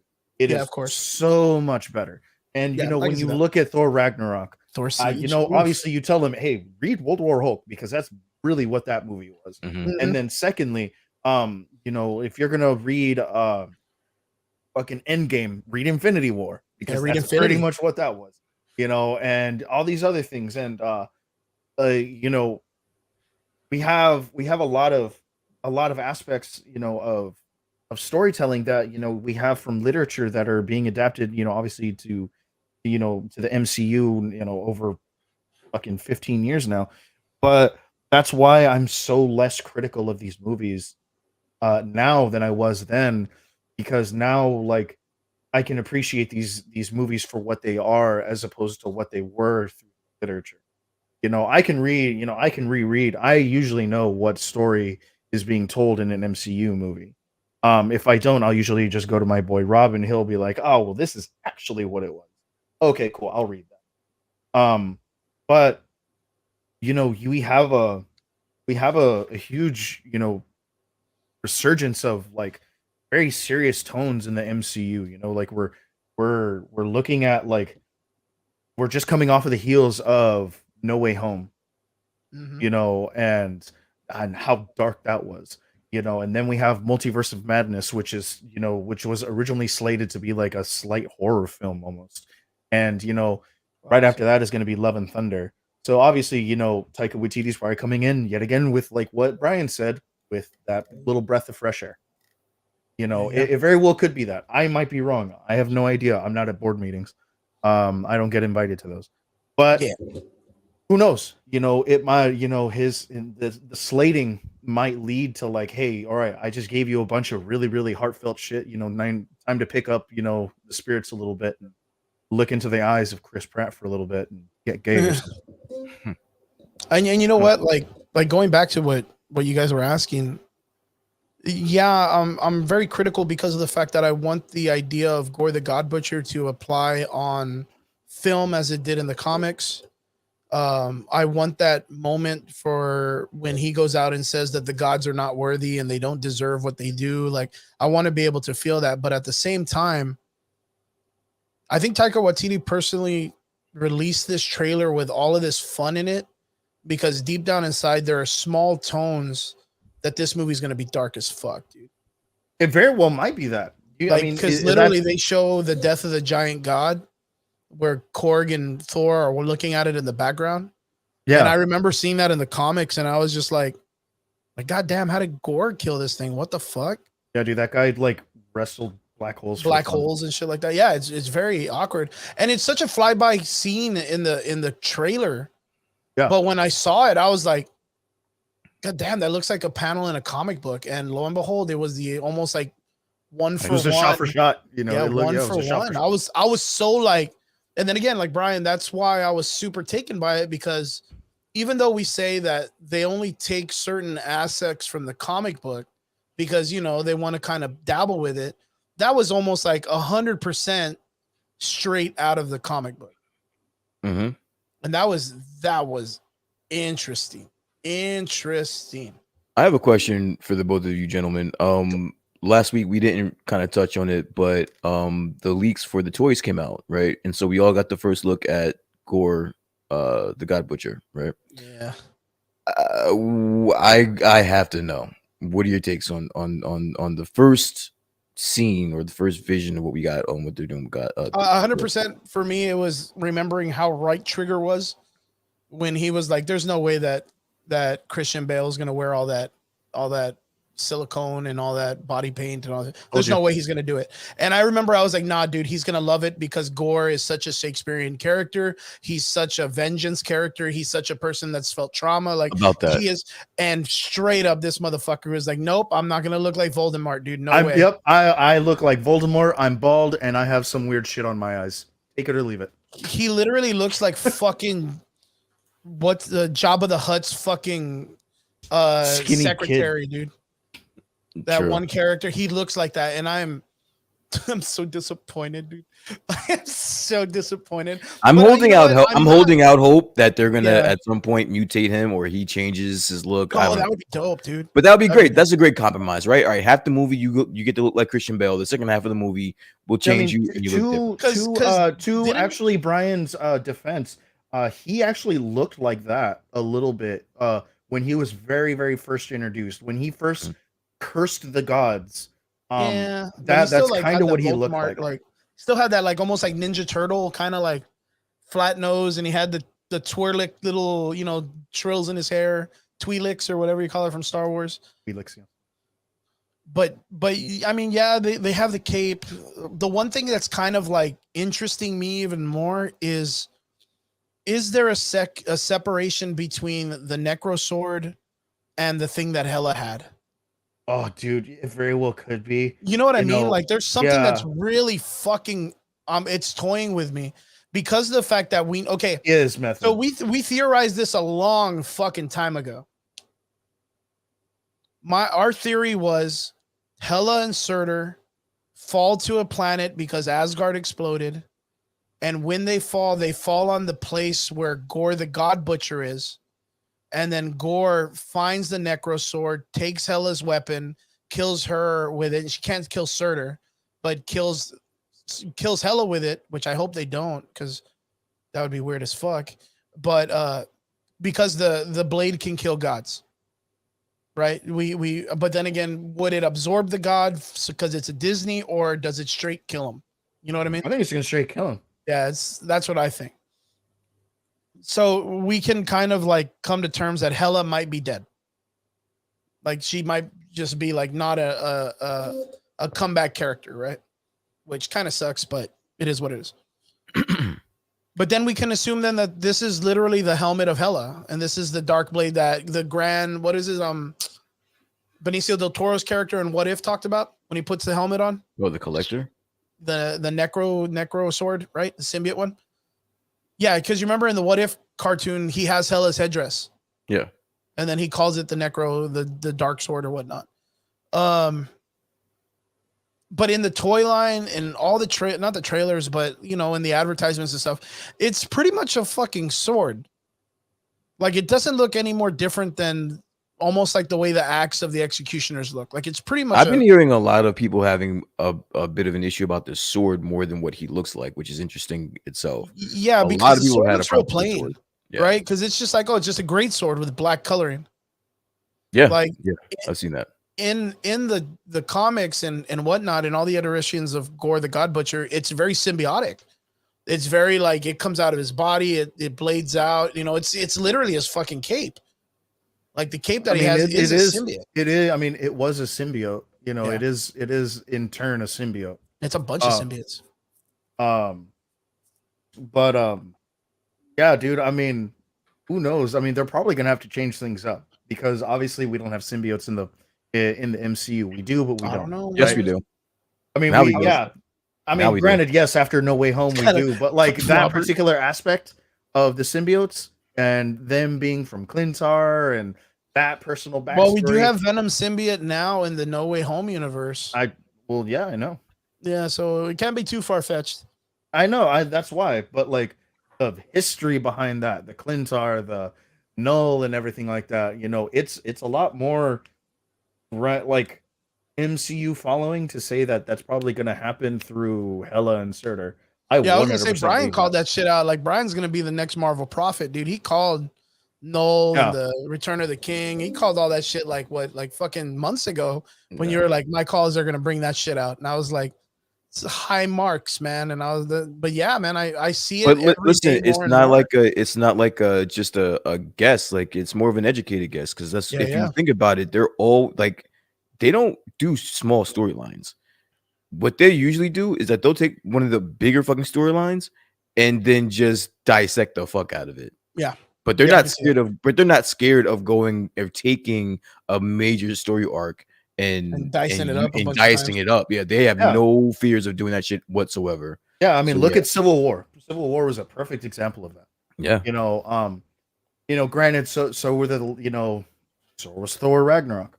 You know, we saw what happened with that. You know, there was a big change, you know, monumental change when it came to that story, you know, from the comic book to live action and stuff like that. The Gore the God Butcher, Thor Love and Thunder is now gonna incorporate two storylines. You know, you're gonna have, you know, Jane Foster's Mighty Thor, her introduction and story, and then you're gonna have the Gore the God Butcher story. And you know, Taika Waititi's gonna somehow or another have to blend both of those. Well, I mean, really big stories. Yeah, you don't forget you're gonna have to do. Not only from there, you got to do the story of unworthy Thor, Odin's son, because he's out there trying to find himself, make himself skinny again, feel better about himself, be worthy again of the aspect to be Odin or King Thor. Because the idea is that he's eventually going to reach King Rune Thor eventually. And my theory is the tree that he's sitting at is Yggdrasil. That's where, like, my theory is that's where he's going to acquire his gold and blue armor. So like that's when he goes and meditates at that tree in the trailer. I think that's what that portrays. And I think the idea of him going to Olympus and all this other stuff is he's going to go and let the gods know that there is a serial killer out there trying to kill all the gods. By the way, everyone looks fantastic, by the way. Toy wise and how they looked in the trailer, everyone looks the trailer looks great, man. Oh yeah. What did you guys think of the reveal at the end of the trailer with Jane Foster? How did she I look? actually I- liked dude, the blue effect. I really liked the blue effect in Mjolnir. Yo, and that's straight up. Did you guys notice the things in the background? There's a bunch of symbiotes that are attacking people. Yeah, yeah, yeah. Well, Yeah, things I in don't know if black. anybody- Yes. Yeah, things in black, which are more the runners for Gore the God Butcher, which is very symbiotic also, but they're very much like the creatures in. They almost look like ninjas. I'm not gonna lie. They kind of look like ninjas. But hey, I man, saw this- I saw that too. I think I'd watched the trailer like 4 times and I hadn't paid it any mind. But like I watched it earlier today and I was like, and I started like going frame by frame and I was like, huh. There's some teeth. What the hell? Is that card got teeth on it? Yeah, I'm really excited. And you know what? I have a feeling that they're gonna be in Braxton, Oklahoma, or what is it? Yes. That's where that fucking scene's gonna be at. The scene where Asgardian was, or Asgardia. Okay, yeah. That's where I kind of feel, because in the comic books, Tony Stark creates a new Asgard that floats above like Braxton, Oklahoma, or Wisconsin, or I don't even know, it's some state. It's in Oklahoma. In Oklahoma? Braxton, Oklahoma. It just floats there. And then later on, of course, Siege happens. Sentry takes that bitch down. Which again, trigger. I think we're gonna get a Hyperion, man. I really think so, but that'll be a day for Doctor Strange 2 talks. I'm so fucking hyped. I'm not even kidding. But yeah, I think that trailer scene when Jane Foster appears and takes the hammer from Thor, which I don't even think she takes the hammer from Thor. I think Thor is just going to show up there. And of course, this is when he's, of course, the unworthy Odin's son Thor. He's going to show up and he's going to be like, what's going on? You guys need help. And she's going to be like, nay, I got this kind of moment. And he's going to be like, what? Nay. Nay. Yeah. Yeah, dude, she speaks like that. Yeah, she speaks Her like character like speaks that, that way. dude. She speaks Like like it's an super Asgardian. funny. Yeah. Like when she arm wrestles with Hercules. Dude. And not only to mention, I still think that we're gonna get there's no way we're gonna get a fucking Olympus fucking Greek pantheon and not get a the Hercules. strongest of strong Hercules, the true Mephisto. There's no way we're not gonna get him. There's no fucking way we're not gonna get him. It's gonna be. Well, it's Zeus. not even gonna be Zeus was in Hercules. the It's gonna be trailer, so- Hyperion. Yeah, we have to. And I guarantee, dude, it would be legit if it was fucking Henry Cavill, dude. I want 100% Henry Cavill to be Hercules, dude. I would lose it if that happened. Dude. That's a lot of that's a lot. Because I know we're getting but listen, I know that Zeus is in the movie. That's Russell Crowe. Russell Crowe. So Russell Crowe's being Zeus. And he doesn't do comedy. Like he doesn't do comedy movies. And neither does Christian Bale. Yeah. Well, that's the scary part. What's his face? The Grandmaster is coming back, and this movie is gonna be dope. The Grandmaster is coming back in this movie. So yeah. Yo, how much does great. anyone out there? I want to say $15. I'll bet Little man. $12. I'll bet $9. I'm gonna keep going lower because I don't want to spend money. Beta Ray Bill's gonna be on Sakaar again. That's where we're gonna get introduced to him, because apparently the Red King's gonna come back and he's gonna be the champion of the fucking thing, and that's gonna be the storyline for the Planet Hulk story. They're gonna use the Beta Ray Bill from the animated movie as the champion, the way they had Thor, and the Hulk's gonna go back. Okay. You can't tell me that would not be an epic way to introduce Beta Ray Bill. Because originally the Silver Surfer was the person in the comic book that was the Grand Champion's champion. Then in Thor Ragnarok, the movie, it was the Hulk, which Thor then was the person that was the competitor or whatnot, the Hulk storyline. In the animated series, it was Beta Ray Bill that they chose as the Thor or as the champion character that was there. Everyone is hoping that we get Beta Ray Bill. There is no way in God's Odin's green earth that Beta Ray Bill is going to be an Asgardian already dating Sif, because he has not been introduced. One, Thor goes off into space with Jawbreaker and Tooth Gnasher, or whatever his second fucking goat's name is. He goes into space. He sees the fucking ship that's messed up, goes in, saves a dude. But Beta Ray Bill cannot get a Stormbreaker from Odin the way it does in the comics because Odin is not alive anymore. So that whole origin story of Beta Ray Bill can't be reproduced, right? I mean, we can safely say that. Unless it's a flashback. We would have got Beta Ray Bill in some way then. At least some Why? acknowledgement for him being literally Thor's brother. There was a nod to him in Ragnarok.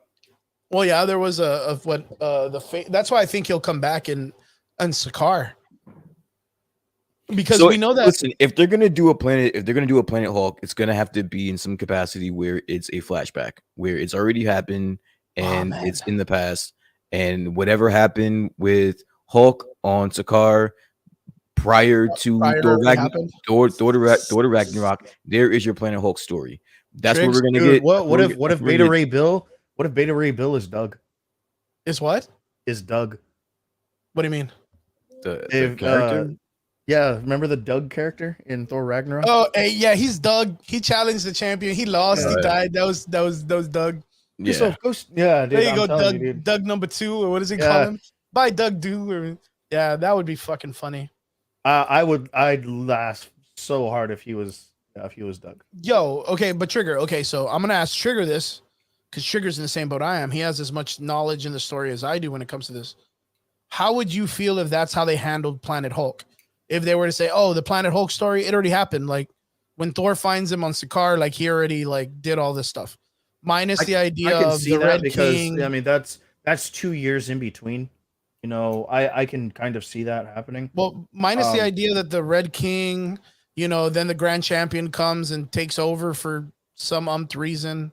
The Hulk is still kind of revered and imprisoned, even though he has his own like penthouse prison, like being that he either conquered the Colosseum or whatnot. Like, do you feel that gives justice to the way the Planet Hulk story was? Nothing will ever get there. There's nothing like literary that they could do to bring that element of because Planet Hulk. Brian and I talked about it before, like a couple weeks on the show, where they talked about after She-Hulk the series, they want to go right into World War Hulk. She-Hulk is having a lot of issues, by the way, too. That's not working out so well. That was a given. That's gonna be fucking trash, dude. But They can turn it around, but there's a lot of issues on set. Could it work? Dude, I'm excited to see. I mean, dude, I'm excited to see those IPs. Like, I want to see these characters, but I just don't want them to do some stupid ass shit with them. That's the only thing. So I was concerned because for them to dump into World War Hulk, I feel like there's not enough source material to make the Hulk that mad to want to come after planet, right? Or to want to come after the Earth or whatnot.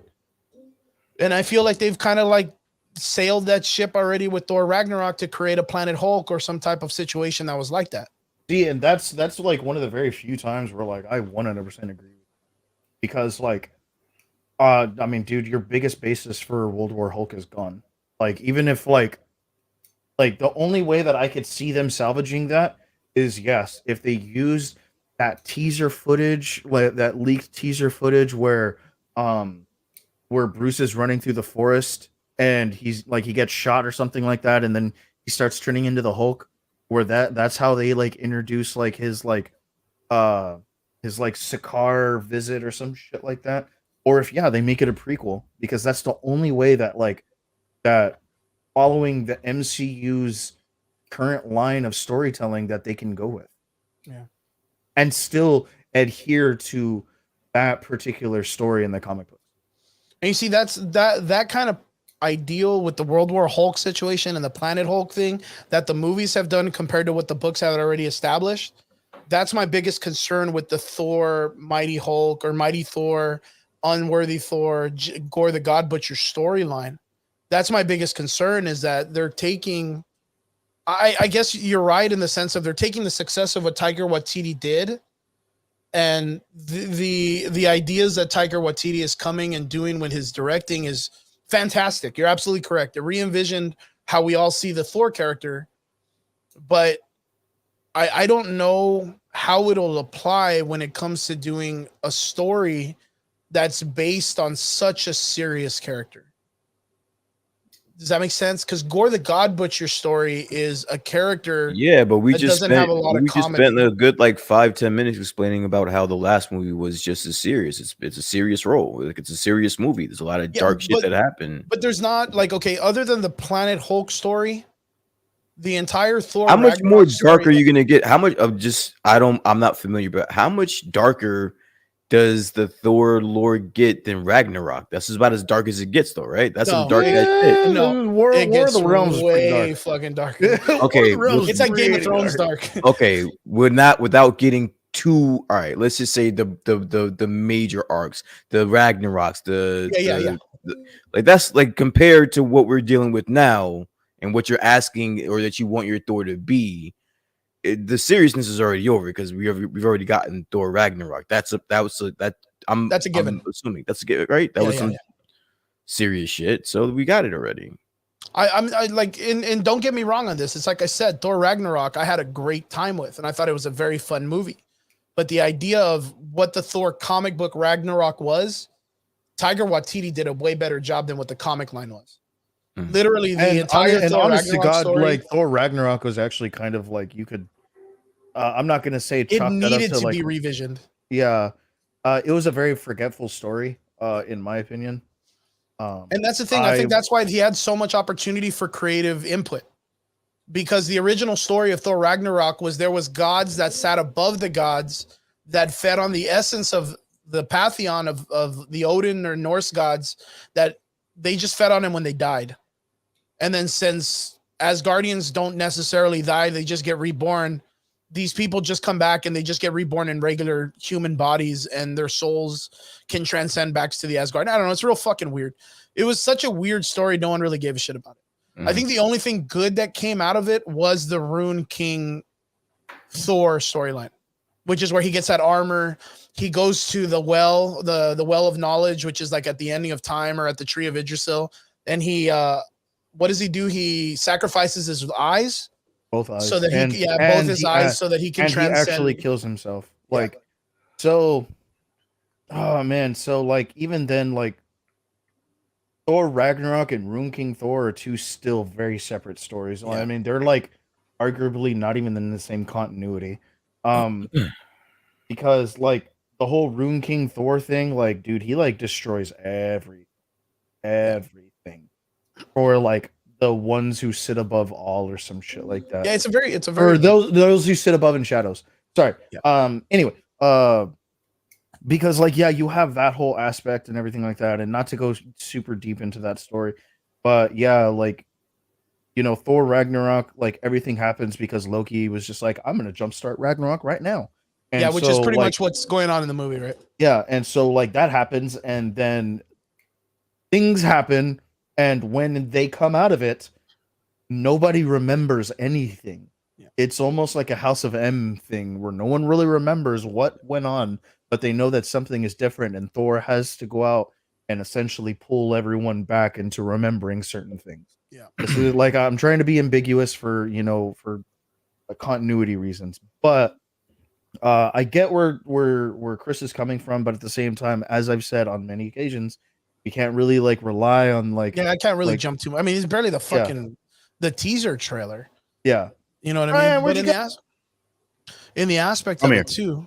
Yeah. In the aspect of it too. I mean, Brian, what if I told you that in the story of Thor Ragnarok, Hela wasn't even like the main villain.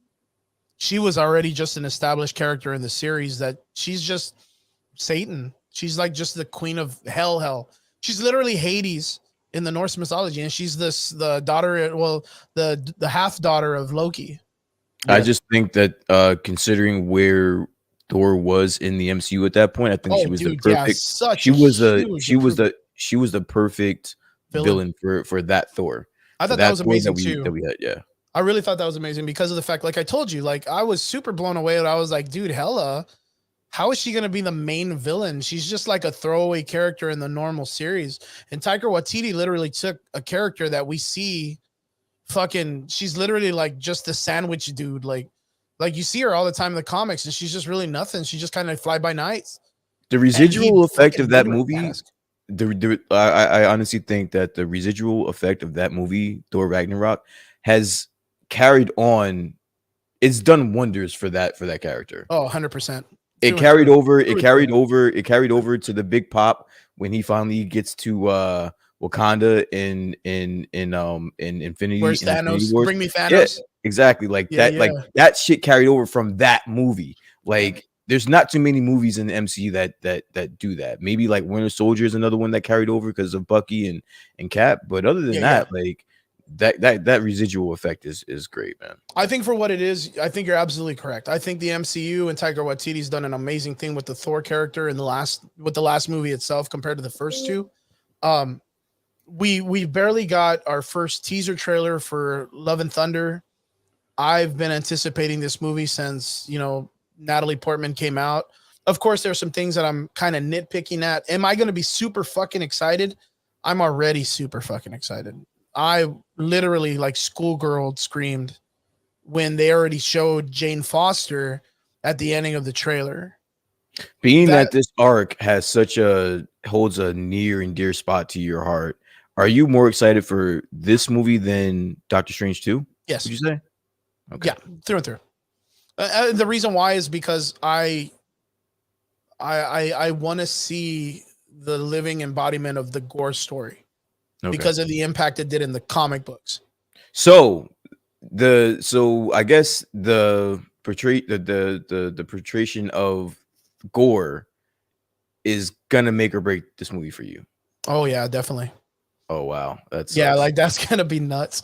The Jane there's Foster. something to be said that there was no Gore scene in this trailer. Yeah, that's why I was kind of like, so for them to show Jane Foster already in uniform and seeing like her, like they literally front and centered her ass and not show anything of gore. I'm actually kind of glad that they did that because like the first indication that you got that we were going to even have Mighty trailer. Thor Jane Foster was Natalie Portman holding the hammer. But that's why I would have thought they would have held back on doing like a costume reveal. Negative, They dude. fucking were like, nope, we got you, Nope. boys. Like we're 100% about this, and I was blown away that they showed it so fast. But then again, that's the part that excites me even more, which is the exact same vibe I got when they showed the back of fucking Patrick Stewart's head in that stupid Doctor Strange 2 trailer. Why was it exciting? Because they 100% told us we're getting a Patrick Stewart cameo. Mm-hmm. Without any fucking like, hey, we're really holding off on this because we don't want you to know Toby's in the movie. We don't want you to know fucking Andrew Garfield's in the movie. We're going to hold back and delete them in trailers. They were like, yo, let's show Charles Xavier's back of his head in the shadows, dude. That'll trip him out. That's almost like that would be their trump card. That would be the card that's like, that's their ace in the hole. But that just shows me that these guys have some fucking crazy things schemed up that we don't even have an idea on when it comes to what they're going to reveal. That's what I'm literally freaking out about. If they were willing to show Patrick Stewart, then who is it they're not showing us? Like, who is a bigger cameo than that? And that's the thing. If they're showing us Jane Foster, who's a bigger cameo than that? Like right now in the, you know what I mean, right? Does that make sense? Yeah, no, that's what. Fuck, dude.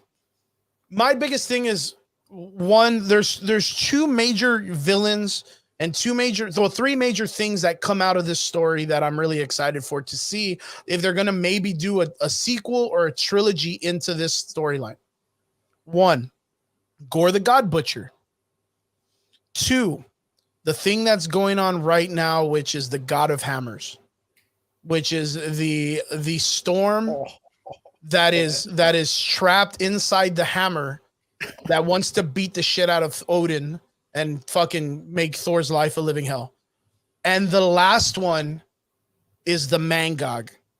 Like, there's literally a creature based on just the hate for Asgardians. It's literally created on the hate of Asgardians. And its only goal in life is to kill and to destroy Asgard in a whole. That's the people, the state, and whatever. those three things. One, the Mangog is immortal. It literally can break the hammer with its teeth. And it's nothing but pure violence. It's so fucking cool. It's the only thing that Odin truly fears. Odin fears this thing. That's how much. There's literally in the fucking story of Jane Foster in the very end of the story, Odin is in his fucking throne room sitting there like with his hand in his hair, and he's like, "Oh, this thing's gonna kill us. What do we do?" And Jane Foster comes up and she's like, "Yo, be a fucking man. Get up and fight this thing. If not, I'll do it my fucking self." Like, there's so many cool, like, fucking, like, dude, get it storylines in this. It's so cool. So fucking cool. That's why I'm like, you can hear it. You can hear how excited I am about this. You're gonna be so pissed. I just want it to be so good. If they can give me one of those elements would be good. Because one, the hammer chose Jane Foster. And the reason why it chose it is because it's supposed to be a storm trapped in a hammer that Odin put there. He enchanted into the hammer. He didn't make it magical. It was an imprisonment. But the storm is like a female storm, like the way the Phoenix is, right? It ended up coming out canon or Redcon recently that Mother Earth, Gaia, is not Thor's mother. The Phoenix is Thor's mother. So like it's Odin and the Phoenix. So even fucking crazier is that Thor is not a Norse god. He's the god of he's a god child of the god of resurrection and Odin the Allfather. Like it's crazy, dude, the way the Thor story is going right now in the comic books. It's pretty fucking interesting. Now he has the full totality of the Thor forces. Yeah, the Thor. And that's the other thing too. Do you think, it's a question for both of you guys. I don't know how much you ever got into like Battle World, Brian, but there was a story where like they had God Doom. I think I told you about it, where they kind of consolidate all the worlds together. There's a thing called the Thor Core, which is like all the different multiversal variations of people that lifted the hammer in some way. Okay. So you had like Storm, Groot. Yeah, you had the Groot. You had Storm. You had young Thor, old Thor. You had Thunderstrike. Which one? Throg. Yeah, Throg. Yeah, Throg the Frog. Yeah. Do you think in any of the iterations of films that we're getting, either the multiverse, Madness of Multiverse or whatever, or the Thor story, we get a Thor core callback? I literally heard rumor-wise that Storm is supposed to be one of the first crossover characters in Thor Love and Thunder.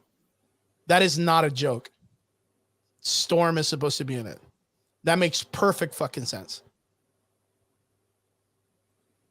I don't see it happening. The short answer, no, I don't see it happening. It would be cool. But wait, Storm would cross over in Thor. In Thor, okay. Yeah. All right, that's interesting. Well, because she's literally, Thor looks at her like a goddess of the storm also. Yeah. Because she literally is a goddess of storm. Like straight up, like, and she's a human being literally with the power. Like she's an Omega level mutant. She literally controls the weather of the planet. Mm-hmm. So Thor kind of looks at her. They even had a romance for a bit, didn't they, Trigger? Thor and Storm, right? In like an offshoot, like they kind of had like a thing where they were kind of like, oh, like what's good? Like both of us control weather. What's good? Yeah, it was kind of like a fly by night kind of thing. But like now, like in comic books, T'Challa and Storm got back together. They have a little girl, who's like gearing up to be like a Black Panther herself.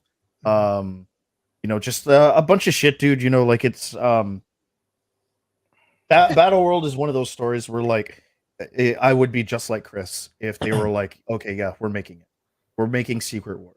Like it's gonna happen. Yeah, Secret Wars is gonna be like my shit. Yeah, like and if they did that, then I would be like, okay, you have to get the Russos. What was the last movie? What was the last movie MCU wise that they nailed comic book wise? Fuck, that's a good ass question. God damn it. I mean, no. I was thinking Infinity Wars, but no. Nope. They didn't in-game nor Infinity Wars was comic book accurate. It was kind of close, but not really. It's gonna sound pretty shit, but probably the closest ones would probably be Ant-Man, to me, in my opinion. But then And again, Ant-Man Iron Man. sucks. Yeah, like you don't have to do Iron too Man, much of Ant-Man. like some of the like some of the introductory Oh, like characters and Guardians. stuff like that, were very comic accurate and stuff like that. I I mean, would they say kind of Guardians had to be. won. Guardians won, but yeah, I mean, So I think it's safe to say that they don't have a really good track record of sticking comic book accurate, right? That's why I've always said that. That's why Yeah, it yeah. is So my I guess so just biggest. follow me. So just follow me for a second. So I'm curious because I hear you guys and you talk about like what you guys want from a movie and how comic book accurate you want it to be. Why are you guys still expecting that from this company? I've 100% said the adverse. Let me correct you on that. The adverse. I have been, or at least, and I will more than happily bring up these episodes and timestamp them for you when Yeah, I yeah. have said the He adverse. sits on the other I'll side. pass. Yeah, he But sits on I the mean, other I side. get it. But let's no, go into but Chris like though. what Chris I like just has his whole. what I just said is that I would be that way with Secret Wars because yes, that particular story happens to have a lot of cinematography potential. That is where you should bring out the Russos and bring out the big guns to have something that spectacular. Because yet again, that's a huge crossover. So cinematography wise, if they nailed that, That'd then be you'd be any movie, okay. really, right? Oh So yeah, I there's mean, I would love to see it. Will I see it? Probably fucking not. Absolutely not. Would I Okay. be disappointed? For like 10 seconds and then I'd get over it. Like the last time I think I had like the hugest pissy party about an MCU movie happened to be Iron Man 3. Oh yeah. Which was necessity because Iron Man 3 wasn't good. Yeah. But It you was know a what, horrible Brian, you were saying, so why is it that you will hear me constantly say like, well, I want it to be more like to the comic book accurate, right? No, I mean like, why do you base your reactions or your thoughts on something based on that when they don't have a good track record of giving you that though? My biggest their concern. their templates have had good track records. Yeah, I was gonna say Their my biggest their fulfillment of the template has not been. my biggest concern right now is sooner or later the movies are gonna reach the same line as where the comic books are right now. The comic books right now are not good. Like that's my biggest concern. Okay. Like once it reaches that line of movies, I probably won't care as much of the movies as I do now. Because it's going off of whatever it is that they're making right now that is very uninteresting, very unoriginal, very cookie cutter. Mhm. Like it doesn't have its development anymore. It doesn't have its originality. It doesn't have its arcs. It doesn't have its things. It's almost like the movies are flying by them. And when, like I've said before, I've said this on the show, the first iterations of all the movies that came out were very close to the source material. Then they brought in directors that they wanted to have because they had the money to acquire these directors. And then they started bringing in directors that were like, cool, well, if I'm going to be in it, I want to do my own thing. And now we're at a situation like the Eternals, where literally the lady was like, well, I want to do my own thing. And she literally just started blasting DC crossover stuff because my opinion is she didn't know any better. She wrote that in there thinking, Superman and Batman, they're all the same Marvel characters as these guys, which I think it was funny at the time, but it was a shit movie, but it was still better than the DC universe. Yeah. Yeah. So like, I didn't feel like that movie could do justice to what they could have done for the Eternals. But I mean, what do you do though? The Eternals, even in the comic books, were hard to do. Like, what do you do when you bring them onto film? And again, since no one knew who they were, no one knew what to be excited for. And that's my biggest concern is if you don't have resource or structure behind it, eventually you're going to reach a part where you're going to hit a wall, and everything is then based on your creative output. But when it's something that's so little known, like the Eternals, who gives a fuck?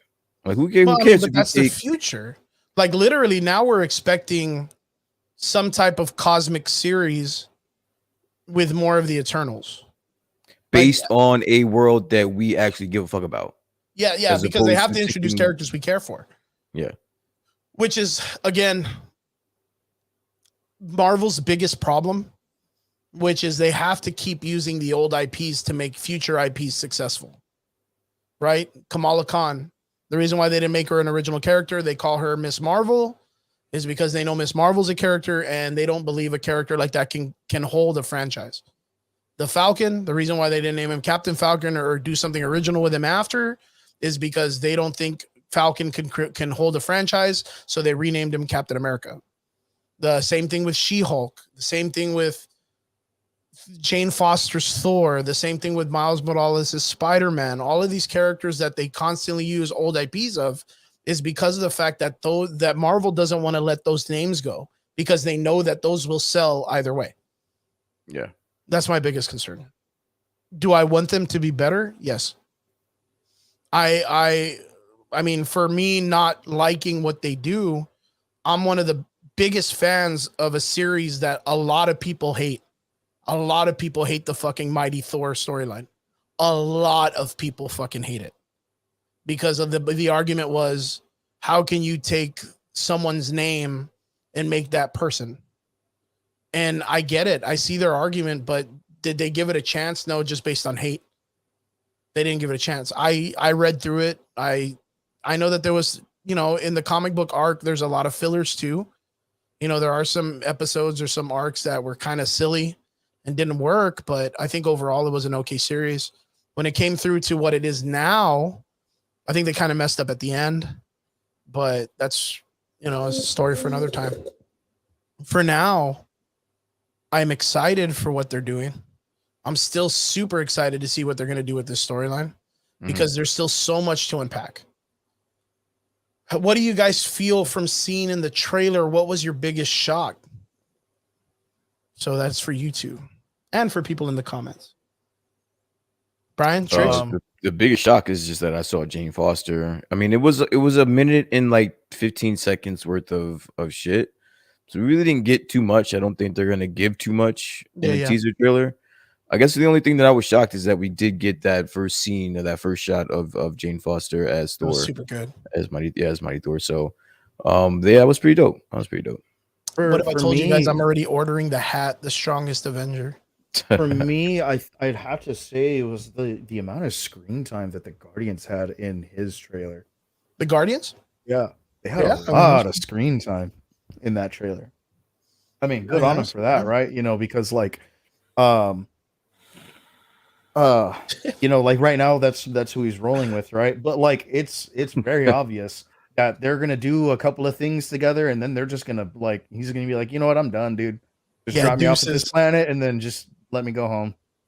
He's gonna be like deuces, boys. Yeah, and then we have the whole King Valkyrie thing and Tessa Thompson looking like a fucking G. Like just straight bored in a fucking UN meeting, it looks like. That was also pretty cool. Did you guys catch the reference to the Babysitters Club or whatever? Do you remember that old movie with the Kingpin? Was it Garofalo? Oh, he made this movie back in the 90s or 80s, Vincent Garofalo, where he was like a mechanic and the little girl's like, "Are you Thor?" Oh, Adventures in Babysitting. Yeah, I did. I didn't catch it, no. But I do remember that movie. I do remember that movie, and I do remember the little girl having the Thor helmet. Thor, when he's doing the fucking chains, he's wearing the same fucking costume as the mechanic guy. Like same colors of the muscle shirt, the blue jeans, like everything's literally the same as Vincent Garofalo's Thor. Which a lot of people are like, what's even funnier? Did you know that people are like petitioning for fucking Crims Hemsworth to play Terry Bogard because he looks just like Terry in Bogart? Yeah, get out of here, Fatal Fury. That would be funny as fuck, dude. Yeah, which doesn't make any sense. Like fucking every time he's wearing the cap, he's like fucking 300 pounds. Yeah, I know. Like, that's why like it's because Bogart. He's like jacked as fuck, and I was like, I was like, bro, like he has that like. Yo, Like, I he have to had, like- ask. I have to ask. This is just for weird, random Easter eggs. What do you think that skeleton is of that's in that cave with him? Dude, I kind of I want don't to know. like. I feel like that's a Jotun, Do you, but okay, like I don't. dude? I want to say it's an old Watcher. I want to say Like like a it's a dead new Watcher? Watcher, a dead Watcher, dude. Because that would be very reminiscent to what happened to Nick Fury in the original Sin storyline when he gets chained to the moon.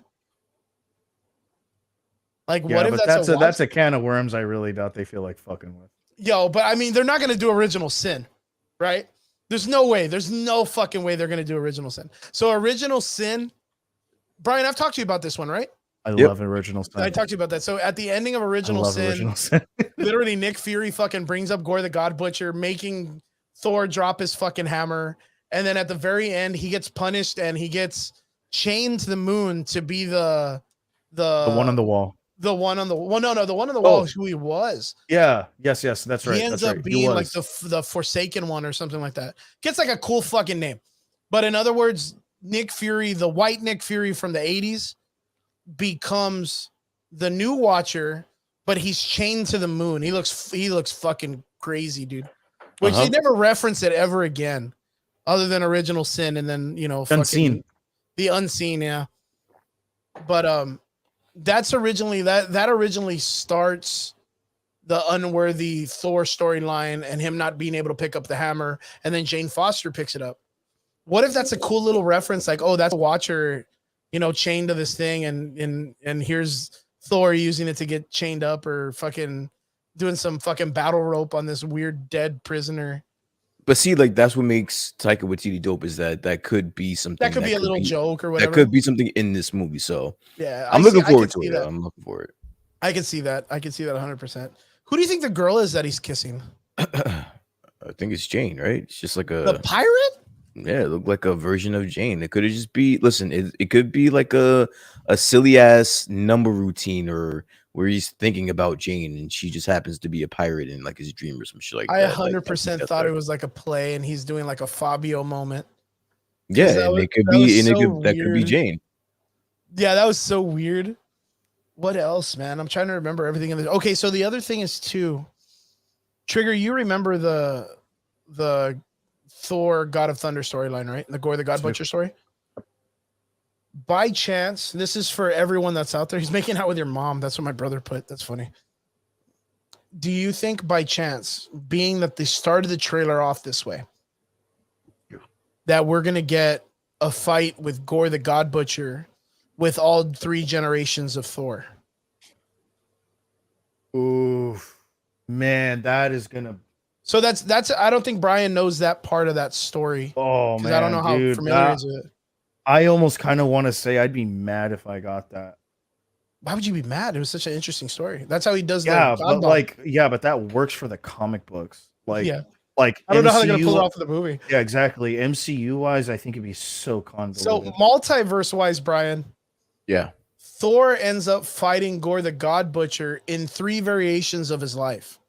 Mm-hmm. One, when he's like a young, brash teenager, when he's the Nordic god Thor that's amongst the humans on Earth. And I think he's still carrying like Fjorborn. Yeah, Fjorborn. He's still carrying his axe. He doesn't even have the hammer yet.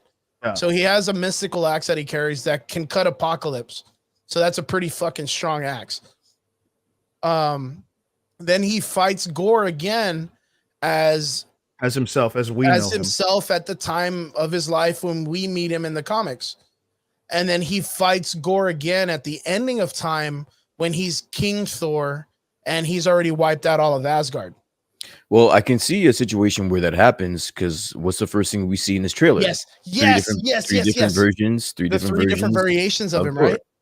Yeah, so and it's not out the realm. That they literally reference the second variation as the classic Thor in the comic books. Yeah, like the one that's in the fucking. And it's so weird that they do like the cotton costume, like the way that they did the Loki dude in fucking the Loki series, where he's wearing a fucking, what is it, Party City fucking Walmart variation of the Loki costume. It's so cool though.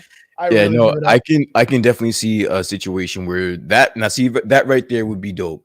Like something like that would appease a lot of fans.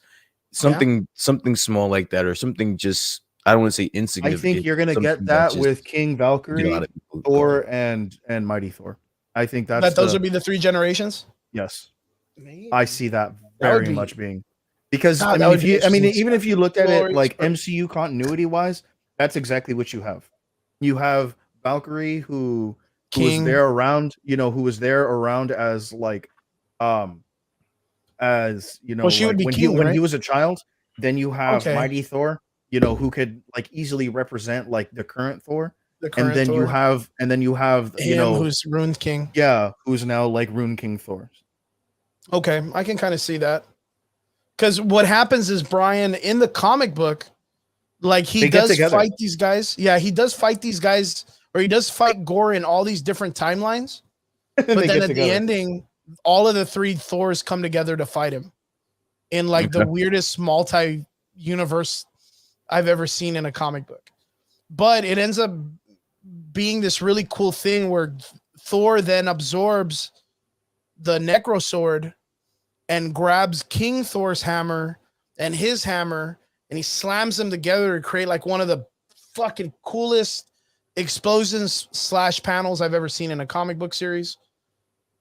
But I think it was dwarfed because Thor ends up slamming Mjolnir and Stormbreaker together, and it creates like a little laser beam in Endgame when he's fighting Thanos.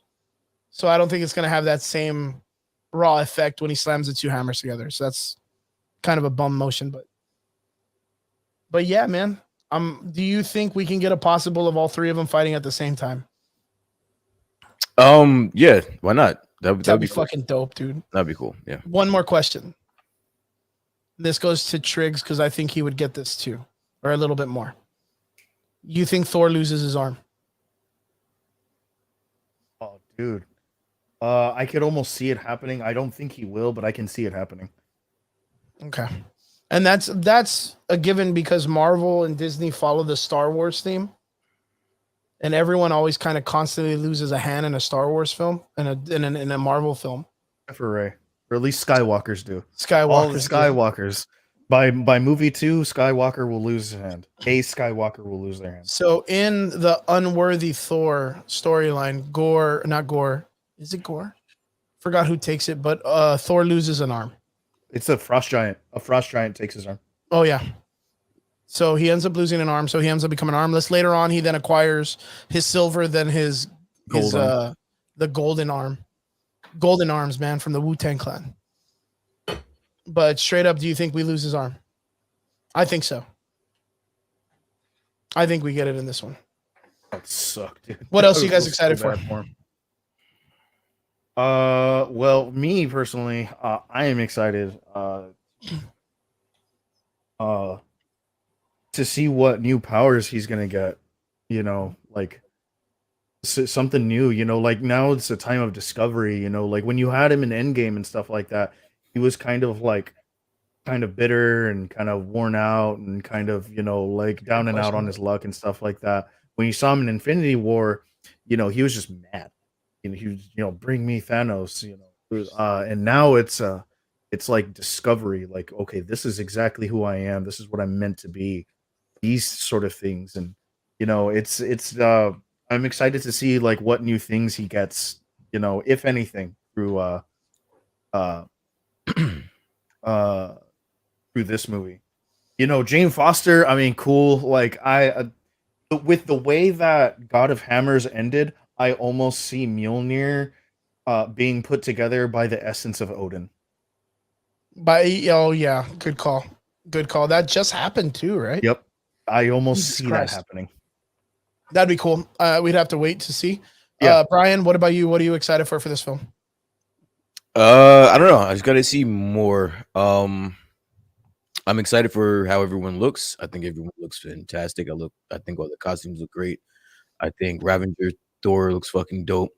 So I don't know. I just want to see a little bit more. Hopefully this next trailer comes out relatively soon and we get a little bit more. For your sake, hope Gore the Because God. I'm gonna go nuts, dude. Oh, Yeah. dude, 100%. I nuts. cannot wait for that. When we You get just that like me to first shit on reveal, all of these. when we get that first reveal, I will mark that Friday on my calendar. Can't wait. That's gonna be prime Right, time. dude. Chris gonna tear into this That's shit. you know, we're gonna have to take days off for that shit, dude. Yeah. I will. I'll literally call in sick to work just to go watch it, dude. Yo, I'm not even kidding. Vince asks a really good question. Vince, good seeing you in the comments, man. Hope you had a good time today at South Texas Comic Con. Do you think we will ever get an evil Thor in the MCU?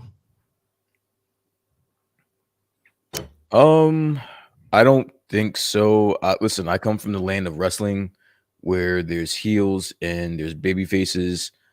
I mean, Thor is probably your biggest baby face on the market right now. So don't fuck that up. Yeah. That's the money winner right there. Triggs? No. I think if we ever end up getting a Fear itself, maybe, because I would see that they would probably give Thor a hammer.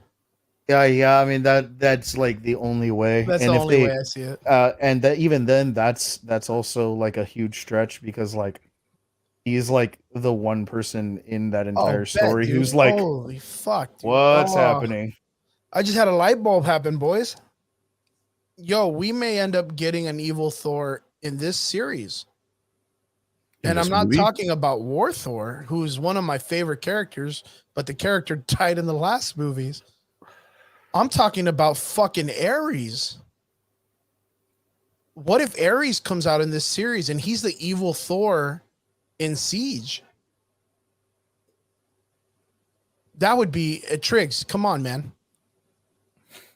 Well, Ares doesn't last very long. Well, yeah, I know. Yeah, the century does not. Like, let that shit happen. like I didn't want to be that guy. I was like, No, you got this. I mean, according to the comic books, he does not last long. Yeah, Brian. You Ares is he gets fucking. You remember what happens to Carnage in the Century storyline? Remember I told you that fucking he flies up. Yeah, Century he does that the again. Exact same shit to Ares, dude. He starts Ares like in such a horrible way. It's not even funny, dude. Like, yeah, that like Century sets the precedence for the entire comic book because that happens like issue 2. God, that's so fucking funny, dude. Brian, if you ever see any type of like, hey, cameo or Century is coming to the Marvel Universe, yo, Invincible is coming to the fucking Marvel Universe. Nice. Like literally, Homelander is coming to the Marvel Universe. Shit's gonna get real quick. Can't wait. Like, that's the dude. Hyperion, not so much. I love Hyperion, but I would see him, like I said, I think Doctor Strange too. But straight up Century, man, dude, I'd be excited. Boys, enough of this talk. We're excited for Thor, Jane Foster. Guys, are you excited for Jane Foster's Thor? Let us know in the comment section what you thought of Love Thunder trailer series. Onwards onto our last discussion of the night. Boys, we are in the thick of it. We are past the zenith. We are past the center. What do you guys think of Moon Knight episode 4? Dude, it was so good. I loved it. Oh, no. Oh, all right. I'm excited. We're going to get 3 points on this. I already know it. We're going to get 3 major views. Yeah, so dude, Triggs liked it. Okay, Brian, how did you feel about it?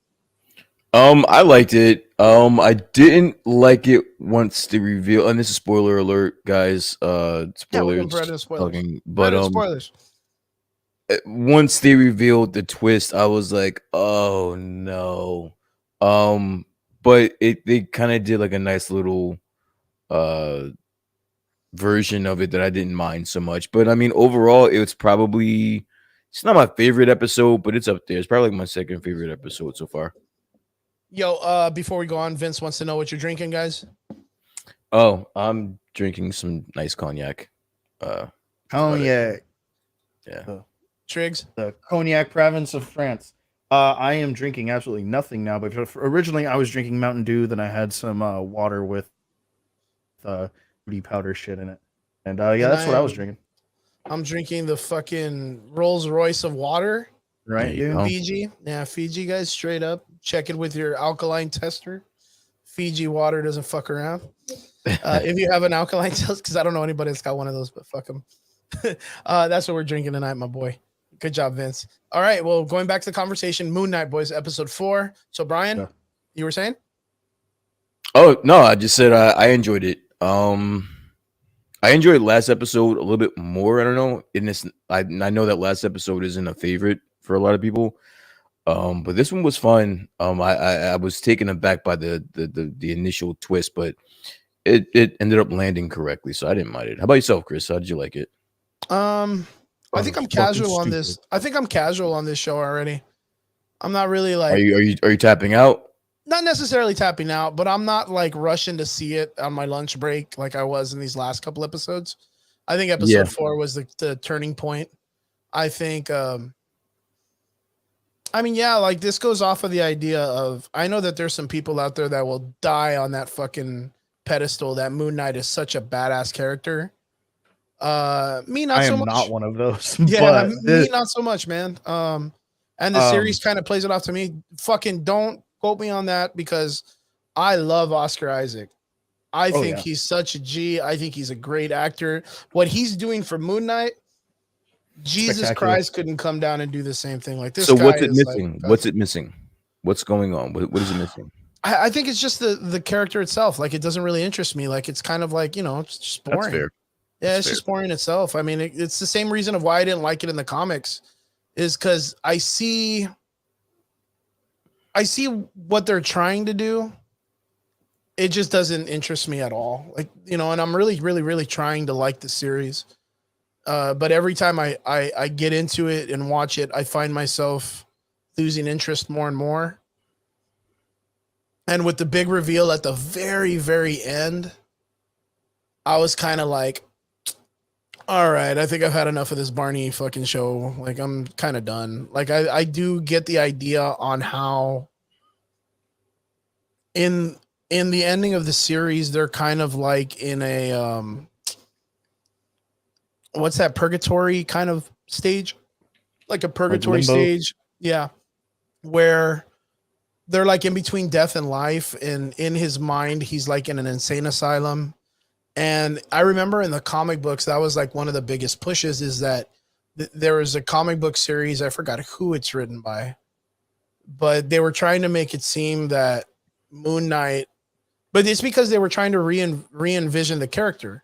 They were trying to reestablish the comic book series. And this was around the time that they introduced the reader into Mr. Knight. And remember, I think I talked about this last week and even probably the week before when we saw the episode with Mr. Knight. Of course, it's exciting and he's a cool character because of the way he looks. And a lot of people were super hyped about it because they seen pictures of him and whatnot. But a lot of people fucking hated that character because he was a complete ripoff of Deadpool in the comics. Like, and the thing is the creator of Moon Knight needed to reevaluate the character because nobody gave a shit about it.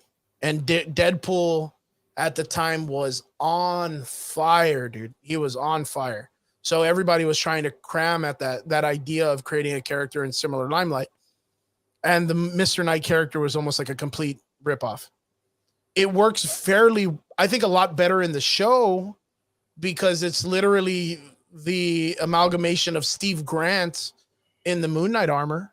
Like the character that Oscar Isaac plays as Steve Grant, literally in armor, is Mr. Knight, where in the comic books, Mr. Knight has its own personality. Does that make sense? Yeah. So like, man, can you imagine if like they were doing it off of the comic book where like every one of these iterations had its own personality? Mm-hmm. Like Oscar Isaac could be fucking killing himself as an actor, trying to get like 5 or 6 personalities all into it. Go for it. No, I was gonna say my only take back so far series wise is the pacing.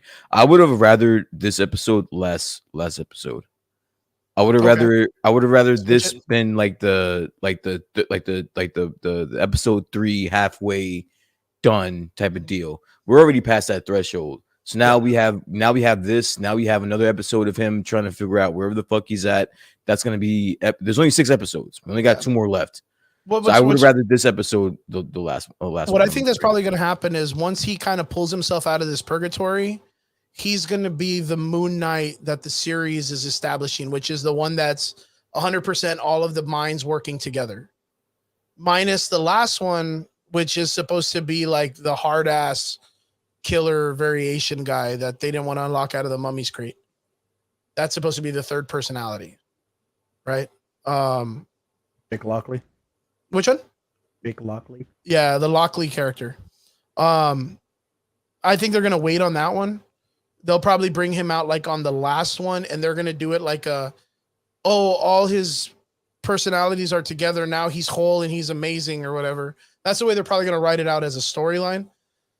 But Brian, god damn it, you're good at your prophecies, dude. I 100% now am on board for the Midnight Suns story. I just read yesterday that they just got an actress for Elsa Bloodstone. Elsa Bloodstone. Yeah. Yeah, so yeah, dude, Midnight Suns looks like fucking it's gonna be 100% legit. Yeah, it's a thing. It's a thing, and yeah, it's dude. talked about. Yeah, it's coming. And that's super crazy. And I'm gonna say this on the show. Anyone that's out there other than like a Michael Betancourt, maybe, because that guy, you know, he reads this shit. And Vince Chu, he owns a shop and they do all their toy lines, and the dudes, he knows a good amount of shit. Whoever's out there say they're excited to see Elsa Bloodstone, you are full of shit, dude. No one knows who the fuck Elsa Bloodstone is. But yeah, she's an interesting character who literally has a stone that gives her like a bunch of powers. She fights demons and fights Dracula and her father, almost like Helsing. It's like the Marvel version of Helsing.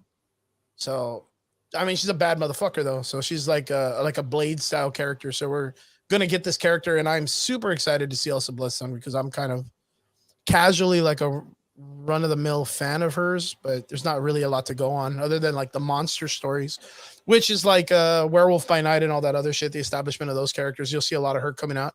So it's almost like the Marvel universe is kind of going forward with creating their own monsters universe, kind of like the way Universal Studios wanted to do it. So that's well, yeah. I mean, they've been teasing the fact that they were going to do Midnight Suns for a minute now. You know, they said that they were releasing Blade. That's coming. Then Werewolf by Night. That's coming. Then I think he's going to be like in the Moon 5th episode. Right. You know, and then we have, you know, obviously Moon Knight. I kind of want to see if they're going to do like another reiteration of Robbie Reyes, man.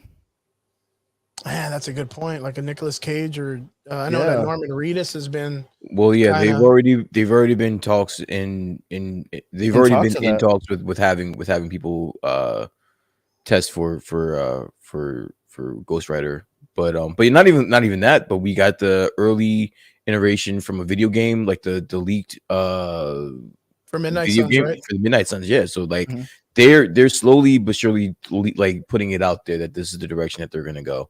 Who heads up the, like, which one of the characters would you want leading up the Midnight Suns moving forward in the MCU? Wolverine. It would have to be Doctor Strange. It's I'm like team. Wolverine.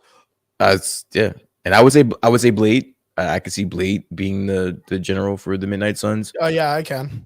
Because like if you think about it, Wolverine. If you think about it, Doctor Strange, they're not gonna be like the boots on the ground type of. They're not gonna be in every iteration of the Midnight Suns. Yeah, you're gonna need somebody that's gonna be there every movie, every show, everything. Blade's the dude. And Blade's gonna be that guy. Yeah. Yo, and not only that, like I'm still in a very, very strong disagreement with everybody and saying that I really don't think we're gonna get a Logan Wolverine. We're gonna get a Daphne Lauren Wolverine. Like right now, I think that's the biggest push is we're going to get to X-23. So anything that we go on from here out, you can expect it to be a female Wolverine character rather than Wolverine.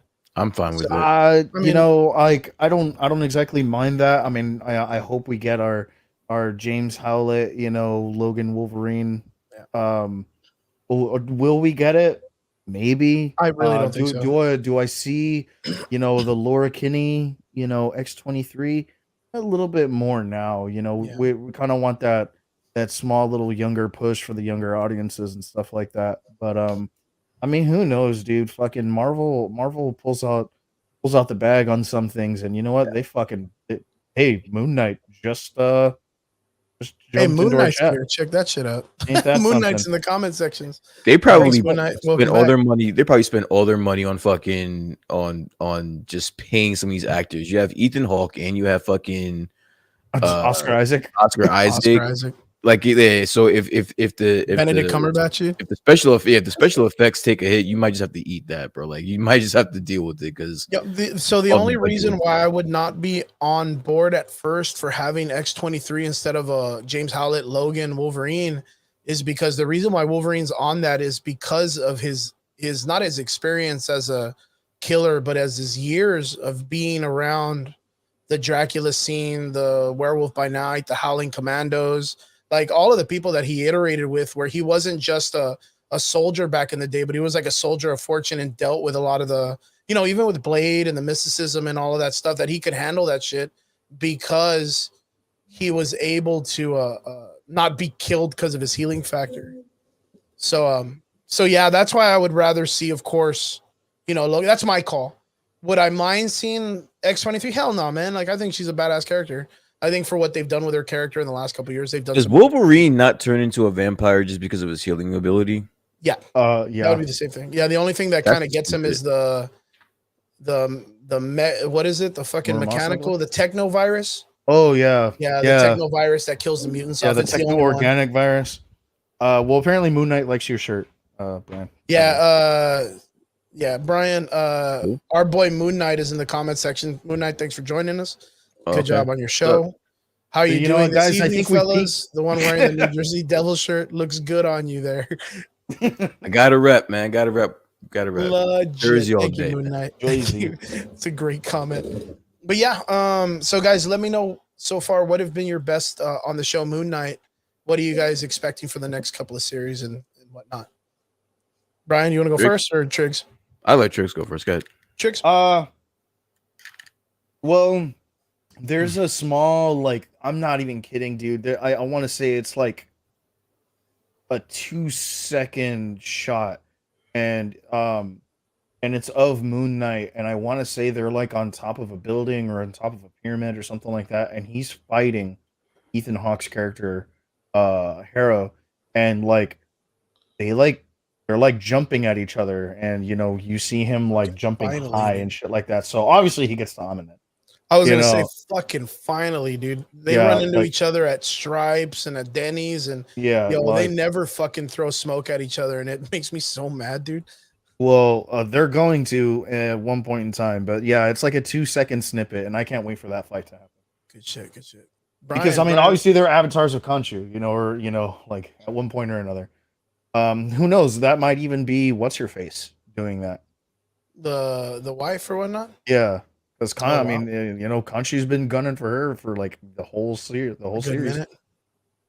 Yeah, there's a lot that I'm looking forward to. That aspect, the wife aspect, I don't fully trust her, by the way. So if she does some shady shit, I would be looking forward to it. Like it's something that I anticipate. Yeah, just some more action. Just give me some more action and I'll be fine. I am a little bit nervous about the pacing. We only have 2 more episodes left, and I know this one we're going to have to deal with somewhat of him getting out of whatever state he's in. So hopefully they pull this all off, and we can come back here and you'll be the only one saying about how much the show sucked, and that's about it, man. Nice. So for me, I said I've been kind of casual on the show. I think the last episode was the one I was like, all right, well, I feel like this isn't my kind of pace of show. I feel like it's more like the movie National Treasure, more than I want it to be more of like an action. This episode, I got that.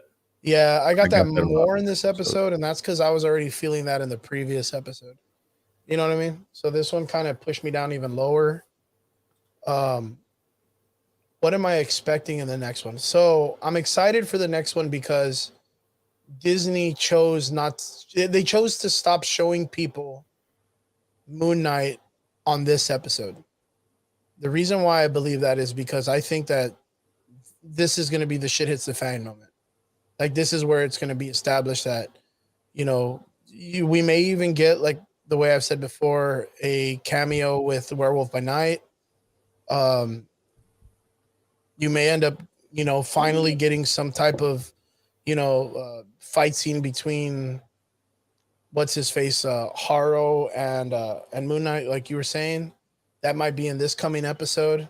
You may get a lot of introduction to the other gods, including Boss, in this coming episode because of the fact that a lot of people are theorizing that the reason why there are so many missing gods in the pantheon that they have, one of them, a lot of people thought it was because Gore had already started killing gods. I don't think that's what it is. I think it's because there's corruption in that pantheon. I think Osiris is working with Haro or the other god that he's trying to free. And there's a bunch of other gods that are trapped. And Moon Knight's going to free them. And, the pantheon's going to come out. And then we're going to get our Fist of Khonshu and a more established superhero.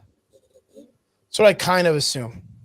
But with the establishment of, I believe, what is the god's name? Twerk, or what is it? Twerkot, the hippo god. Yeah, I couldn't remember her name. Was like Twerkot or something like that. But I know it's Twerk, man. The hippo one, yeah, the hippo one. Yeah, with the establishment of that character and her coming out straight looking like a fucking Barney character, like they didn't hold back on making an actual like fucking hippo god, not some random person dressed up saying they're a hippo god. That's a straight up hippo in a costume. we're gonna get some crazy characters in the next couple episodes, I believe. Yeah, I think to me that is probably one of the most interesting things about the last episode. Yeah. With just knowing that there were so many gods that have been like imprisoned. Trapped. Yeah, they've been trapped. So I guess you wondering, what other gods are there, and I saw a lot of people like if you watch New Rock Stars do like.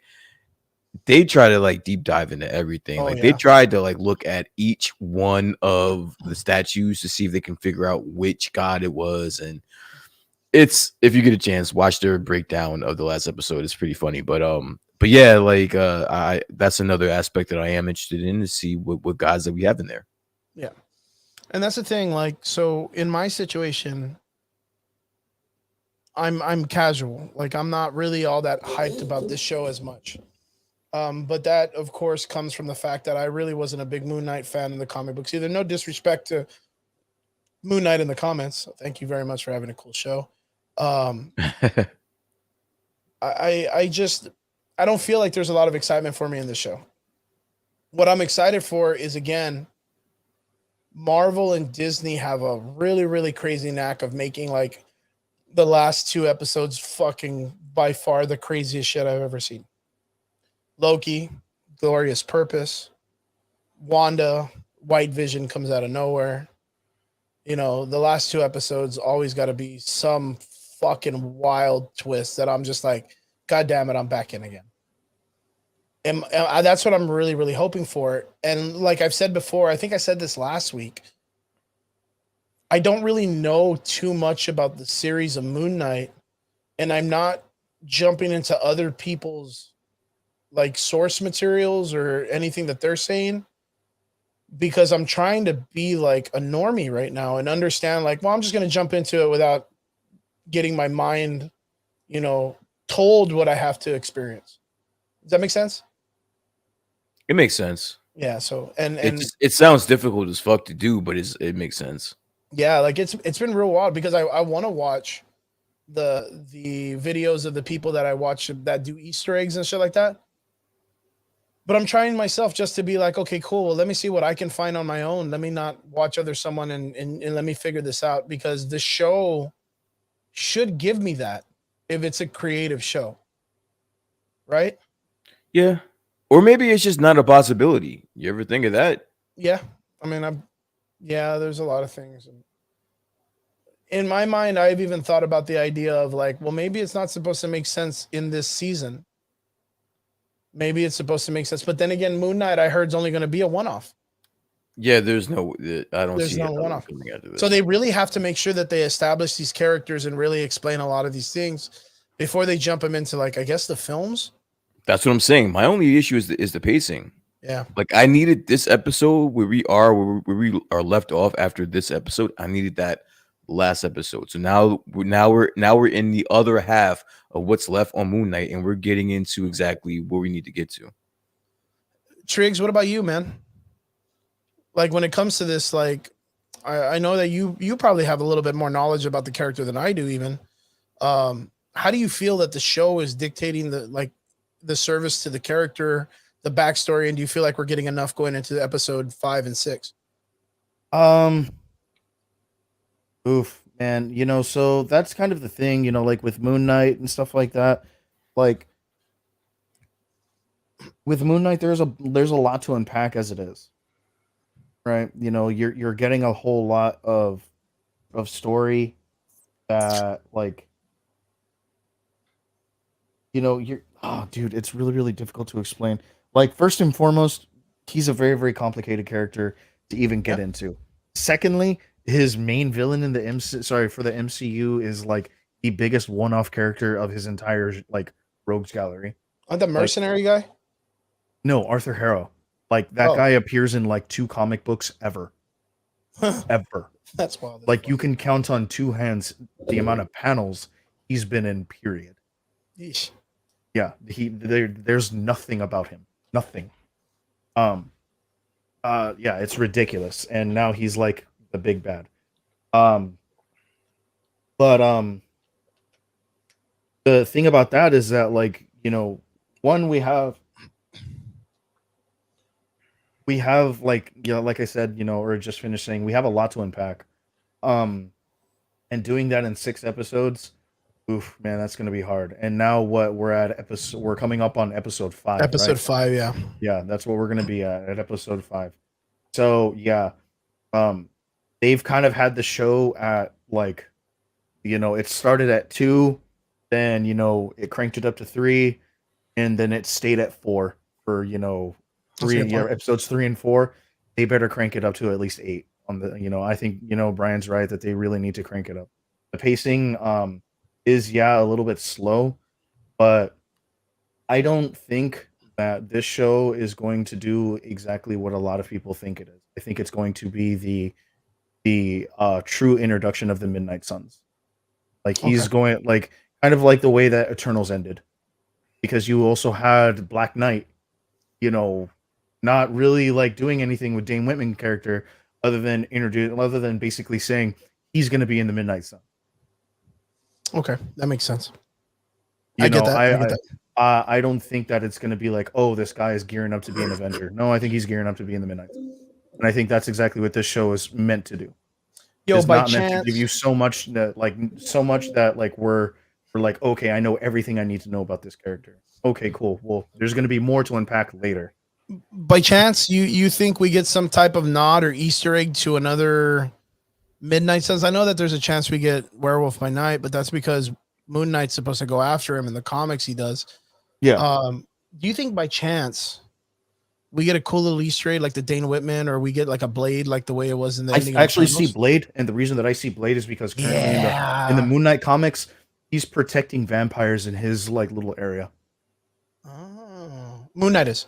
Yes. Yeah. Moon Knight's protecting vampires. And right now, like, if they want to do something in the movies, they release it in the comics first. Yeah, it's a good fucking point. Vince Weaver says, I hope we get a Daredevil or Ghost Rider cameo in the next episode. That would be pretty fucking fire if we got a Ghost Rider. Man, if I had a Ghost Rider cameo, I'd flip the fuck out. Dude, I would be like, what? Which one, Daredevil? Would you want a Blaze, or would you want Johnny Blaze, or would you want Gabriel Luna's character, Robbie Reyes? Oh no, Johnny Blaze, 100%. I'm a traditionalist. That's me. Yeah, I mean, I like Gabriel Luna's the Ghost Rider, but the original one would be fantastic for me. And then he says, "What do you think about Boba Fett season 2 rumor to happen?" I'm not interested right now. Yeah, don't. How would season 2 even be a thing? Like that doesn't even make sense to me. Like the first one wasn't. I mean, I would just see Star Wars milking the shit out of Boba Fett still. They need to worry about giving some good content. They need to be worried about giving some good shit, because let me have Obi-Wan. Let it be fucking good. and Because make what was it? Ahsoka Tano The good. Grand Inquisitor, the Yeah, reaction from what people say, that Oh, wasn't good. That wasn't good at all. the Obi-Wan show and Ahsoka Tano, and I could be done with Star Wars. And then Zack Snyder apparently getting the offer to make, or the Zack Snyder coming out with Rebel Moon. Yeah. Like, I want to see what he's got up his sleeve. He's speaking out of there. He's out there Star claiming Wars, that it's man, going to be have you better heard than that Naughty Avatar Dog? and Star Wars. And Speaking of Star Wars, man, have you heard that Naughty Dog wants to make a Star Wars game? I'd be Oh, about really? it. Yeah, I'd be Yeah, about it. the same people who did the Uncharted series. Yeah. Mhm. They want to I can make see a that. a I'd be Star Wars about it. game. Yeah, I'd be about it. I mean, there was that rumor a long time ago, like in 2017, where they had that release of that open world Star Wars game. They showed it at like an Oh, yeah. E3, and then all of a sudden it just fell through complete trash, dude. Complete trash. But it was so good in the trailer. What was I gonna say? I was gonna say, oh, dude, did you guys see that Christian Haydenson to catch up to his character watched Clone Wars? Watch and Rebels? everything. Yeah, he finally saw everything and was like, oh man, there's a lot of backstory. How cool. Like, I didn't even know. I was like, get the fuck out of here, you trash human being. Why is he a trash human being for doing his research? No, because he should have known. He should have watched that shit. Dude, Come wouldn't you have seen on, that bro. shit? He's fucking Christian Hayden. So he's got time He was chilling banging out, bro. fucking models, bro. Like, he you don't ain't got doing yo, shit. the fact Making listen, the movies fact with that he Nicolas went- Cage and yo, shit. the fact that he went back and did his research, yo, His this is due a tough diligence. room, bro. He did his due diligence. Yeah, he did. he Yes, did he it. did. Regardless And I'm whether or happy- not it was late or not. The only He did reason it. why I'm happy is because he really liked it. He was like, whoa, It's it cool. was a It's some great cool story. shit. And I was like, this was a story about you. You should have been watching it already. God damn it. You This is can't. why you don't get invited to fucking Star Wars the events, man. Star Wars fans are the worst Yeah, fans. dude. we're pretty bro. bad. Yeah, Star Yeah, Wars I'm gonna fans say I'm are pretty like bad. the absolute toxic. So, guys, Dude, they straight make up- League of love it. Legends fans look fucking like I love it. goddamn Right? characters, dude. So before we end the show, guys, we have to rate this episode. Okay. We have to rate this episode, and then we have to rate how the season is going. Okay. I'll go first because I'll be Okay. quick. Episode wise, I'll give it a 7. 7 out of 10. 7 out of 10. Season wise I'll probably give it like a 6.57. Triggs. I actually kind of completely agree with Brian. 7s across the board. For me right For now, me, solid 7s though. Solid 7. For me right now, yeah, I'm probably gonna be like at a 6. That's fair. For this series right now, I'm probably like at a medium, like I'm at a half, dude, like a 50. I'm not really interested in catching up to it if I miss an episode. The next 2 episodes are really gonna make it or break it, of course. Yo, this And is Vince super- gave it a it's super- 5. It's super weird to me because like normally I'm on par with a lot of the people that watch this shit and they be like, oh, it's a great episode. And I'm like, yeah, it was a great episode. Mhm. This is the first time where like people will say like the first episode was the best. I can't stand that first episode. Yeah, the first episode. Yeah, was that first Like- episode was kind of shitty. Like, but a lot of people love that episode, and I loved episode 3, and a lot of people hated episode 3. Like, this is the first you one that's ever think- happened to me, yo. Do you think Do you because know it's- that guy died? it's the Yeah, It's- Yeah. do you That- think the that reason why people are about it is because like it's like the film iteration of like, oh, look at this guy, he's a crazy person. Like, oh, that's so cool like because the that's mental health, like the yeah, mental like health it's thing almost like is it's in. almost like it's like an artist rendition of someone like having like some type of like ailment, and they're like, oh, look at that, he blinked out and now he's falling from a roof, and oh, he blinked out, he's sitting in Waterburger or whatever, and it's like, He did whoa, Legion like- and it's yeah, like do you kind of feel like that's why is they associate that with being creative or successful in the sense of making that work? No, because they did it with Legion and it blew. Well, yeah, but the That's thing is a lot of people compared the first episode of Moon. You think of how nuts this sounds. The first episode to Fight Club. I see the reference. I see where they can get that.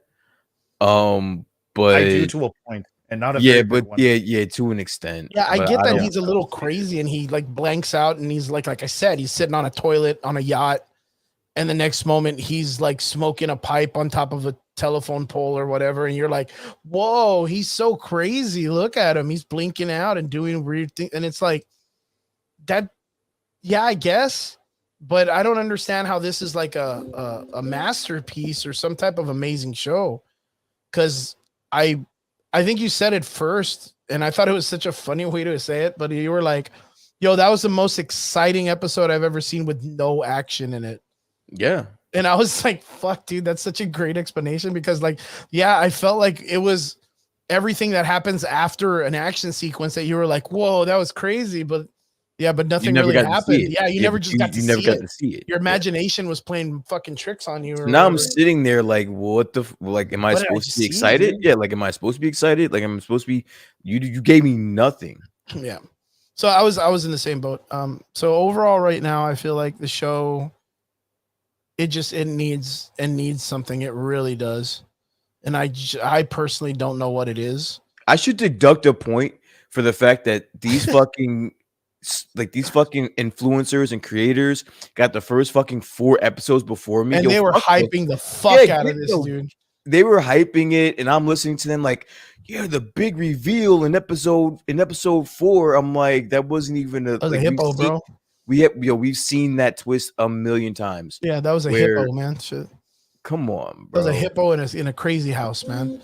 That was a hippo in an insane asylum. That's what was about. You know what trips me the fuck out? You're absolutely correct. Is I remember everyone being like, "Oh my god, this is gonna be the greatest thing to Marvel since sliced bread and the Q-tip and all this other shit." Like, there were so many people that were like, "Yo, it's gonna be the most amazing thing." Marvel's never seen anything like it, and in my mind, I'm like, "Yo, the Wanda trailer has more excitement in it than the episodes do." So Do you guys subscribe to the narrative of people being upset that Moon Knight isn't, I guess, African eccentric? Like, it doesn't have that many African like characters, like in the characters story itself, in because of this. like Yeah, the. Well, here's I the mean- problem with that. It's I not mean, but then African. It's but Egyptian. But then again, it's like in the aspect of it, like but how many Egyptian times- is African. So I mean, I guess you can say either. I was gonna say Ethiopian, Egyptian, Nigerian, but or- Egyptian is African, so it's the same shit. So, but like in the Okay, aspect but of it, like then I'd like to see more Middle Easterns. well, then that's what I'm saying. So either African or Egyptian or Middle Eastern. That's what I'm saying. There's been a blowback. There's been a blowback with a lot of people saying that there's not it's a good point. enough Middle Easterns in the show. Do you guys have any thoughts on that? This is what like minute 15 that they've actually been in Egypt. They've been in London the whole time. You know, well, I mean, even aside with of that, like there's 30 not minutes really of being even in the fucking, in the Middle East. there isn't even that many characters that are even in the background to begin with. The only big scenes that we've had are the party scene, which I'm guessing a lot of those people were either Persian descent or stunt guys that were covered. And then, of course, we had the outdoor scene that was done on the Egypt ground, which literally all the town spots were all shot together because you could literally see all the stunt stuff still on the ground from the previous chase scene. So you still see all the like all the stuff that had been dropped over. Like you could still see all the spill marks from all of it. So you knew where they did the chase scene was where they did the scene where he runs into the girl and he's got his cap on. He's in the black market. This literally all shot in the same square, like one scene to the next to the next. So, I mean, that's been the only like 2 or 3 parts that I've seen any other part of like them having like a culture group. I mean, then there's the Pantheon of Gods, but the excuse is like they're all avatars, so they can be whoever the fuck they want to be or whatever. Like, I guess we even had like an Asian chick as is like one of their avatars. So I thought that was interesting. there's like there's even like a ginger dude, right? Yeah. Like a Scottish looking guy that was like sitting next to Osiris. Like, so I'm really not like, I don't know. I don't really feel I wouldn't there's- exactly call it whitewashing, but I understand why people would be like, mean- oh, there's not enough representation. That's I just don't correct. feel like there's because I mean they had the 3 guys that attacked him, which I mean looked all Middle Eastern or Persian, of Persian descent, right? The 3 dudes that attacked him with the knife in the 4th episode or 3rd episode. yeah, third. Okay. Other than that, I really can't. I mean, the That's what I'm followers. saying. There is of Haro? I think that's what the narrative is that there is a discrepancy with it. No matter how many episodes they've been in Egypt, There's or not whatever, enough representation. it's an Egyptian centric show. So for there to be such a discrepancy in representation for Middle Easterns, that's where a lot of people are having an issue with. Huh. Mainly your main character, Oscar Isaac. Yeah. Like what descent is he? I don't even know what He's Venezuelan. Yeah. Is he Venezuelan? Yeah. Okay. What about Layla? Let me look her up, dude. Yeah, because I don't if I'm know. not mistaken, I don't think Mark Spector, Steve Grant, or Harlow, or whatever his other name is, I don't think he was supposed to be Egyptian to begin with. No, He was just a mercenary. Yep. So like I don't think him himself as a character She is supposed to in. be- She is Bayrani born. She's Egyptian Palestinian. That's cool. I There you mean, go. so there you go. That's pretty solid for representation, I guess. I mean, she's not the main character. Oscar Isaac is, but I mean, this isn't the first time he's played an Egyptian. He was fucking Apocalypse. He was what is it, Sanabawu, or what do they call him? The other Sabanur. fucking X-Men movie. Mhm. I mean, and that was I think I mean, Oscar Isaac does a fairly good job. I mean, how big is the talking point for that? Like in society, like are there a lot of people that they didn't choose like a proper Egyptian character? Well, no, I just know actually this has been a conversation or a narrative before the show even came out. Sorry, he's Guatemalan. He's Guatemalan. Guatemalan. Okay. So like when they were casting for Moon Knight, I remember there being a narrative out there of them they should choose somebody of Egyptian descent or somebody that has ties to, you know, some type of roots to Egypt or whatever, and they didn't do it, so there was a little bit of I want to say blowback for that. So, being from the Wikipedia for the character, Mark Spector, origin born in Chicago, Illinois, is actually a Jewish American, son of Elias Spector, a rabbi who survives Nazi persecution. So, I mean, even with that aspect, I mean, I guess he's not even supposed to be Egyptian, right? Okay. Oh, he would So, I mean, that would be my first call. That would be the same argument they had with Iron Fist, wouldn't it? yes. So when Iron Fist first came out, of course, the character had been around since the 70s, but it's when he came out in the TV show that everyone was like, well, why is he white? And it's like, shouldn't well, he be Asian? shouldn't he be And I Asian? was like, And it's well, even well, then, he's like half Asian, but he looks white. Yeah. But even in the aspect of it, like the character had already been written as this like random white dude that fell out of an airplane, landed in China or whatever, and fucking beat up some dragons and then became, you know, the Beverly Hills Ninja or whatever the fuck. No one gave a crap about it in the 70s till now, until they made a movie about it. And now in the comic books, they just gave Iron Fist to an Asian dude, and no one's buying the fucking comics. Like no one's subscribing to the fucking shit that just happened in the comics. Iron Fist is probably one of the least selling comic books right now in the market, and it's literally an Asian guy now, and no one cares. Now there's a lot of discrepancy that they were like, oh, look at this, an Asian guy that knows kung fu. But was it And I'm ever like, selling fuck. comics? It was never. Yeah, selling. Iron Fist was. When it first came out, it was. I mean, for what it's worth. And then, of course, you had the TV show, and people were subscribing to, you know, Heroes for Hire, you know, all over again. Danny Rand's always been kind of like this fun-loving character. He's been in all the cartoons, and you know, a lot of people like him in the kids idea. And Iron Fist has just been around. I mean, yeah, not as popular as Spider-Man. Any of them, but Yeah, like Spider-Man. I mean, but that would be the same thing as like Power Man, you know, Luke Cage. Like, would you consider him, you know, a huge character because he's about the same popularity as Iron Fist? I don't think any of the Defenders. Oh, I Short of agree with Daredevil. you. I agree with you. Yeah. I But you get mean, what I'm saying, though, right? Like, and you even get- Daredevil to an extent, like no one. yeah, gives he's a in the fuck same about boat. it. Electra is Yeah, in the like same boat. I'm saying, Yeah. like even Daredevil to an extent, nobody give a And fuck that's the about thing it. about those characters is that, you know, people know them, but they don't like really subscribe to their character sense. So like, why is it a problem when those kind of situations, like Moon Knight, I literally consider one of these characters. Like Moon Knight is in the same boat as Daredevil. Like literally Daredevil popularity wise is bigger than Moon Knight. Oh, exponentially bigger. Exponentially bigger than Moon Knight. bigger. And people are complaining, even Iron Fist, dude, like not even to be rude towards Moon Knight, no disrespect to you in the comments. Iron Fist is probably more of a well-known name than Moon Knight had been, prior to the show.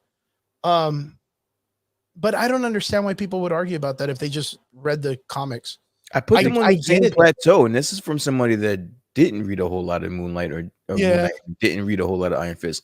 I put them on the same plateau. Like I saw them in the same light. I knew of them both to the same magnitude, personally. Like personally. Yeah, I'm in the same boat. I mean, it's not like a name or being Hispanic and shit. You know what I mean? That's a fucking random thing. I mean, all the good swimmers are already here on the United States. Well, then fuck it. You don't get representation there. Fuck it then. Fuck it. We will. We will. I guarantee we'll get it one day.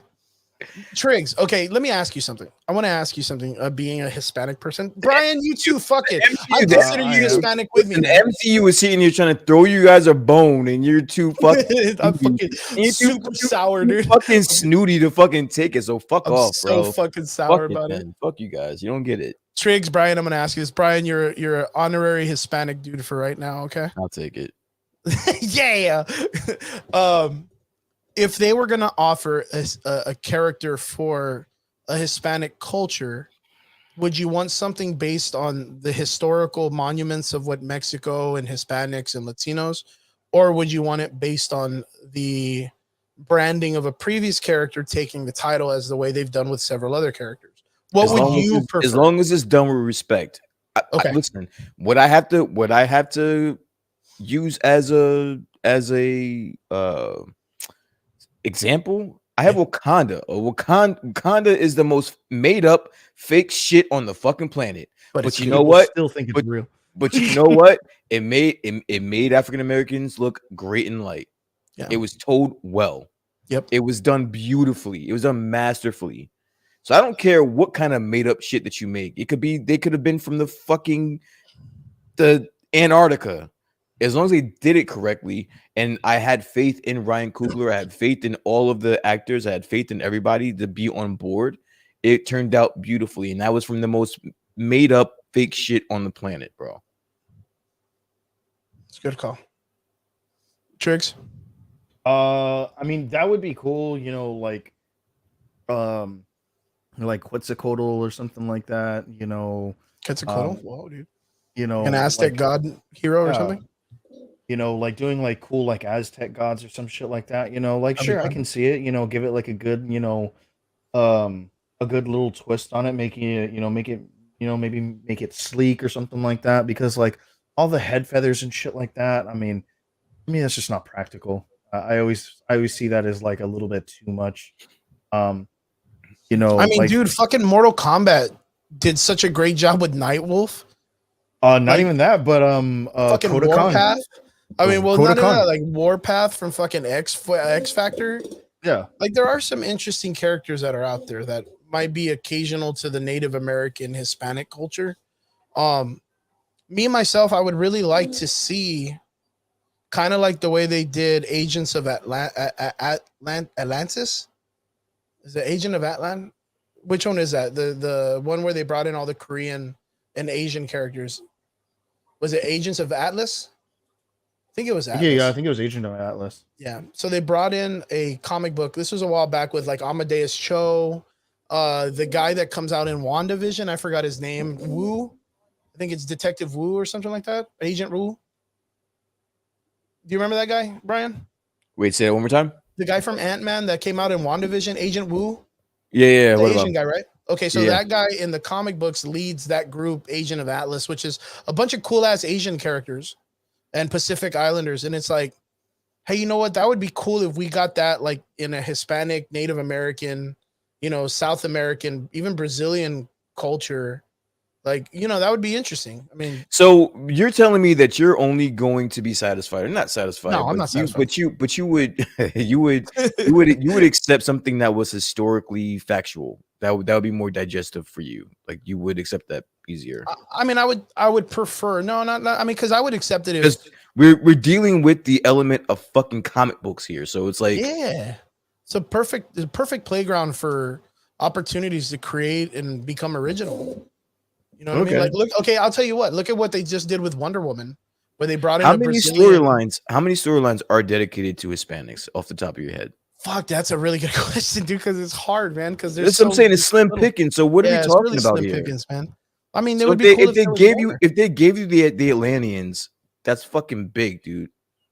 That's Yeah, huge. I mean, yeah, that's not wrong, except that historically, the Atlantean thing was not Hispanic, like at all. Like Well, it's we not just even in the same continent. we just talked about there ain't much to pick from in the MCU. So like, I mean, yeah, I get that, but that's the only thing is like, I'm not saying, and we talked about this before. It's and always that just makes it picking. even bigger. The fact that you don't have much to pick from, that they're. All right, I get it. I mean, we've talked about it before, and we've joked about it before. I'm not fighting this fight for you guys. Like, Yeah, fuck you no, guys. I know, Like, dude, I know. I'm And I not only fuck do I that, only man. do it to pick on you, Brian. I Yeah. only do it to pick on you because I It's know cool. I know you always. I Yeah. love the conversation. I love the banter. I think we talked about this. I think Triggs was even in the conversation with us when I was like, dude, this guy looks badass. Like he can bulk up. He looks like a handsome motherfucker when he cleans up. The guy that played the one they chose for Namor. Like, I mean, not as See, and this is what you get. This is what MCU gets for its troubles.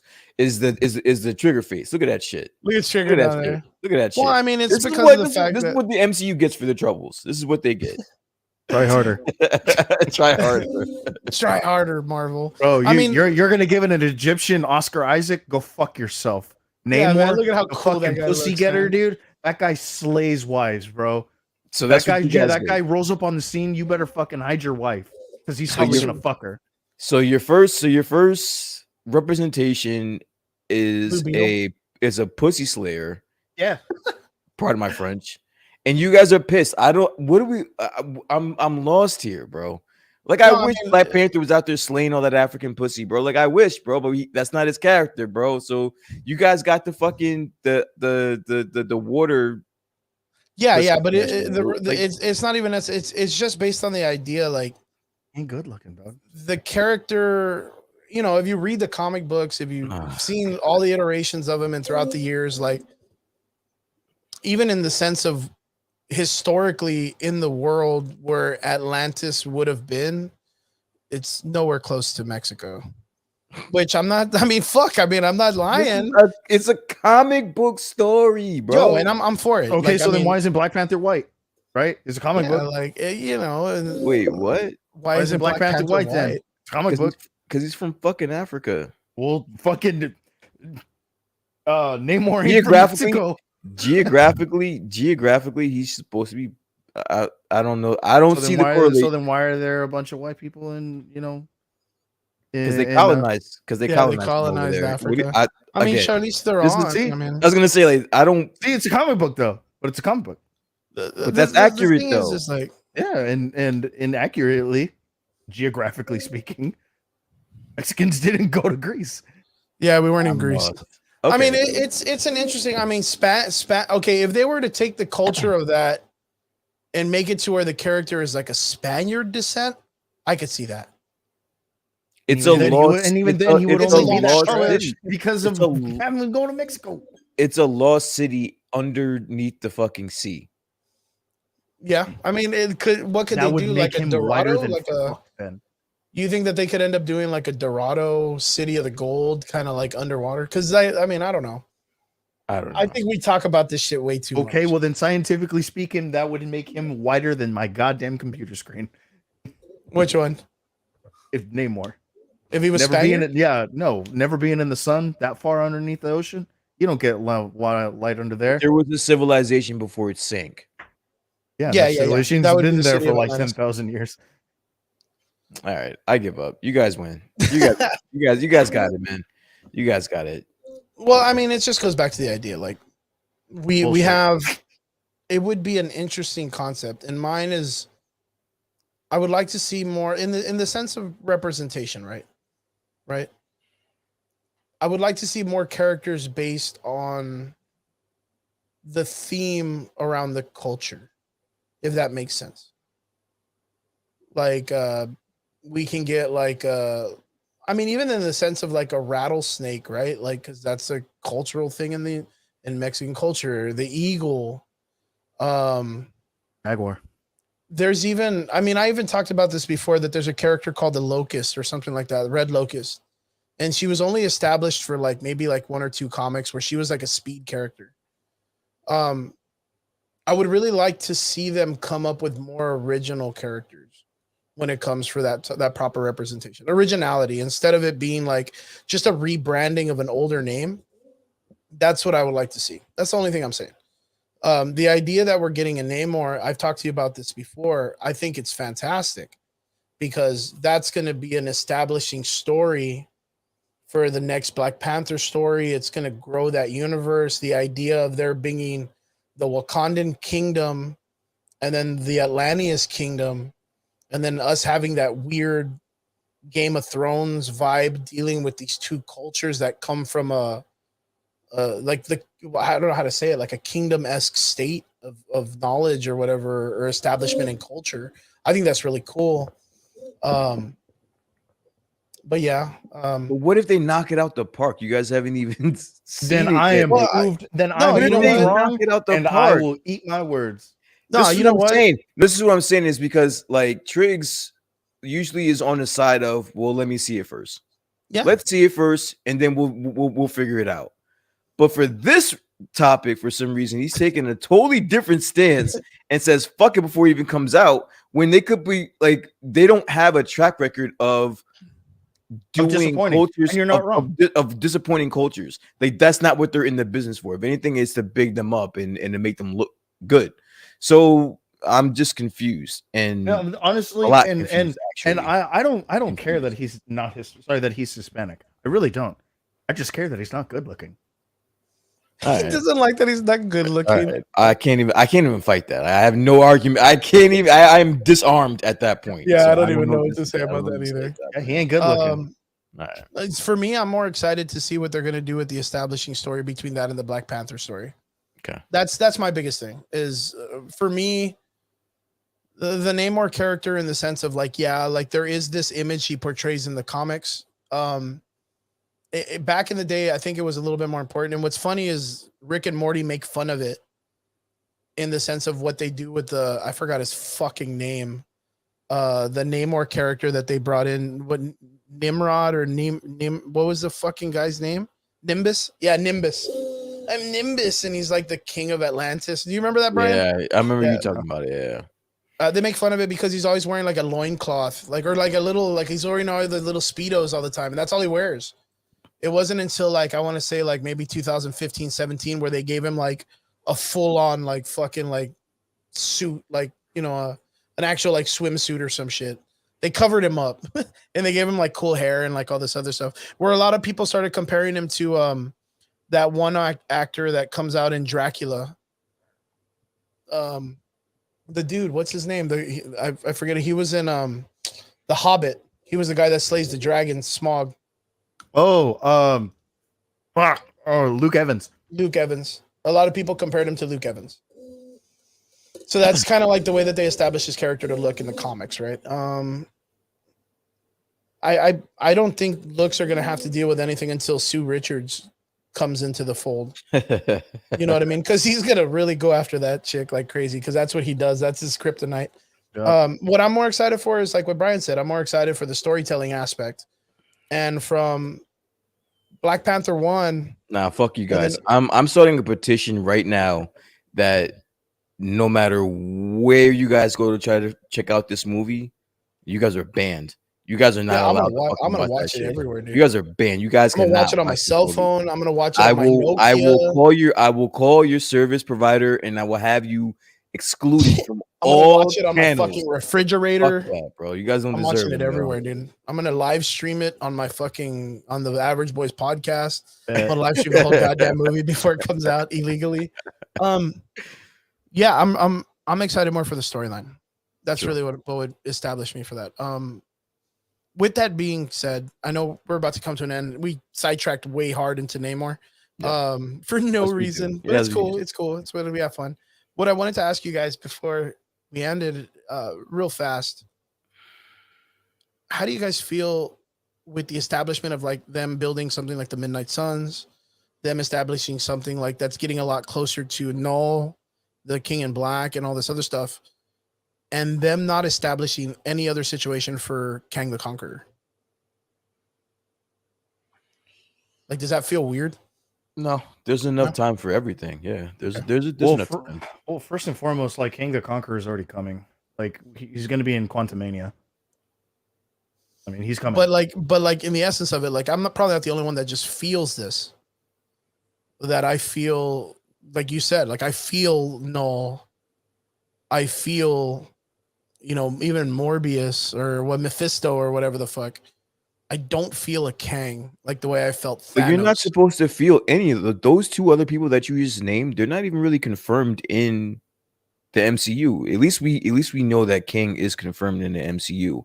And again, I don't think that he's going to be as big of a villain as you think he's going to be. Like, I think he's going to be like one of those constant annoyances, the constant bad guy. I still kind of hold out hope that he's going to be the new big bad. But how? He's a regular human being. So like Kang? He's a human being. Yeah, he's a human that's being. What they said about Rick and Morty, dude. Yeah, no, he's Rick not. is not. Yeah, it's super hard to explain. Like, yes, he is a normal human being, but he's a normal human being from like the 31st century with like the technology that none of us know how to use, and it's all cosmic kind of like engineering. I get like, that. So like, even though like pretty much everything in his space time or whatever, like can pretty much tank anything that's in our universe, like power wise. He's even come back and like slap Thanos like with the Infinity Gauntlet on. So it's just so hard to explain because you're kind of like, wait, that doesn't really make a lot of sense because it's just a normal dude. But it's all the technology that he has that makes him that much more difficult to deal with. Okay. And then being that he can like come fight you at 3:30, get his ass kicked, and then just come back at 3:25 when you were taking a shit 5 minutes before. You know what I mean? And they've written weird shit like that before in his comic books. I don't know. It's just I think that where we're going with the Midnight Suns, dude. Vampires are introduced into fucking Morbius, like, Morbius literally established vampires are introduced. We're getting more and more cosmic beings, more and more powerful cosmic beings. I think he's just going to be an advocate or like a bridge into the next big bad. I don't think he's gonna be the next big bad. I like that a lot. Guys, how do you feel about the MCU and the direction that it's taking? How do you like Moon Knight and everything that's going on? How do you feel about the episodes that have been going? Which one has been your favorite and what's your guys' rating on it? Guys, we want to hear everything that you're interested in. Are you interested and do you have your tickets for Doctor Strange 2? Did you guys like the trailer for Thor Love and Thunder? Are there any things that confuse you or anything that caught your eye? Guys, hit us up in the comment sections. Guys, hit us up in our DMs. Let us know during the week what you guys want us to cover. If there's anything that you guys want us to check out, let us know.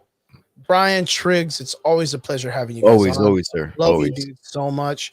Guys in the comments, girls in the comments, thank you guys to our extraordinary listeners for tuning in this week. I know we didn't really get to have music today, but we'll make sure we have a cool listening soundtrack for next week. Is there anything in particular you guys are referencing this week or watching this week that you want the people to kind of check out? There was the Love and Thunder. What's that one? Not Love and Thunder. Toys something on Netflix. They just released a trailer that they're Love Toys. The Toys That Made Us. Yeah, well, there's Toys That Made Us, which is a really good series. It's a really, really great series. Are you but talking the about one Love that Toys and Triggs is Robots? talking about. Yeah, Love Toys and Robots. Love, Toys, and Robots. They just released a trailer. Super great series. If you haven't seen it yet, that's good. An anime that everybody's talking about right now is Spy Family. Oh, dude. I read the first 3 issues. So good. Triggs, I finally got, and we got to talk about this later. I know it's already late. I got Brian to watch Attack on Titan. You could ask him about it a little bit. We referenced it last time I was on the show. Yeah, we talked about it. Yeah. But you're caught up all the way, man. We're caught up all the way. And guys and girls, thank you guys so much. To our extraordinary listeners, thank you guys so much for tuning in. We'll see you guys again here next Friday here on the Average Voice Podcast, 9 p.m. Guys, don't forget to follow us on Spotify, iTunes, Google Podcasts, all that great stuff, guys. We love you. We'll see you guys again next week here on the show. We love you. Peace out. Laters. Peace.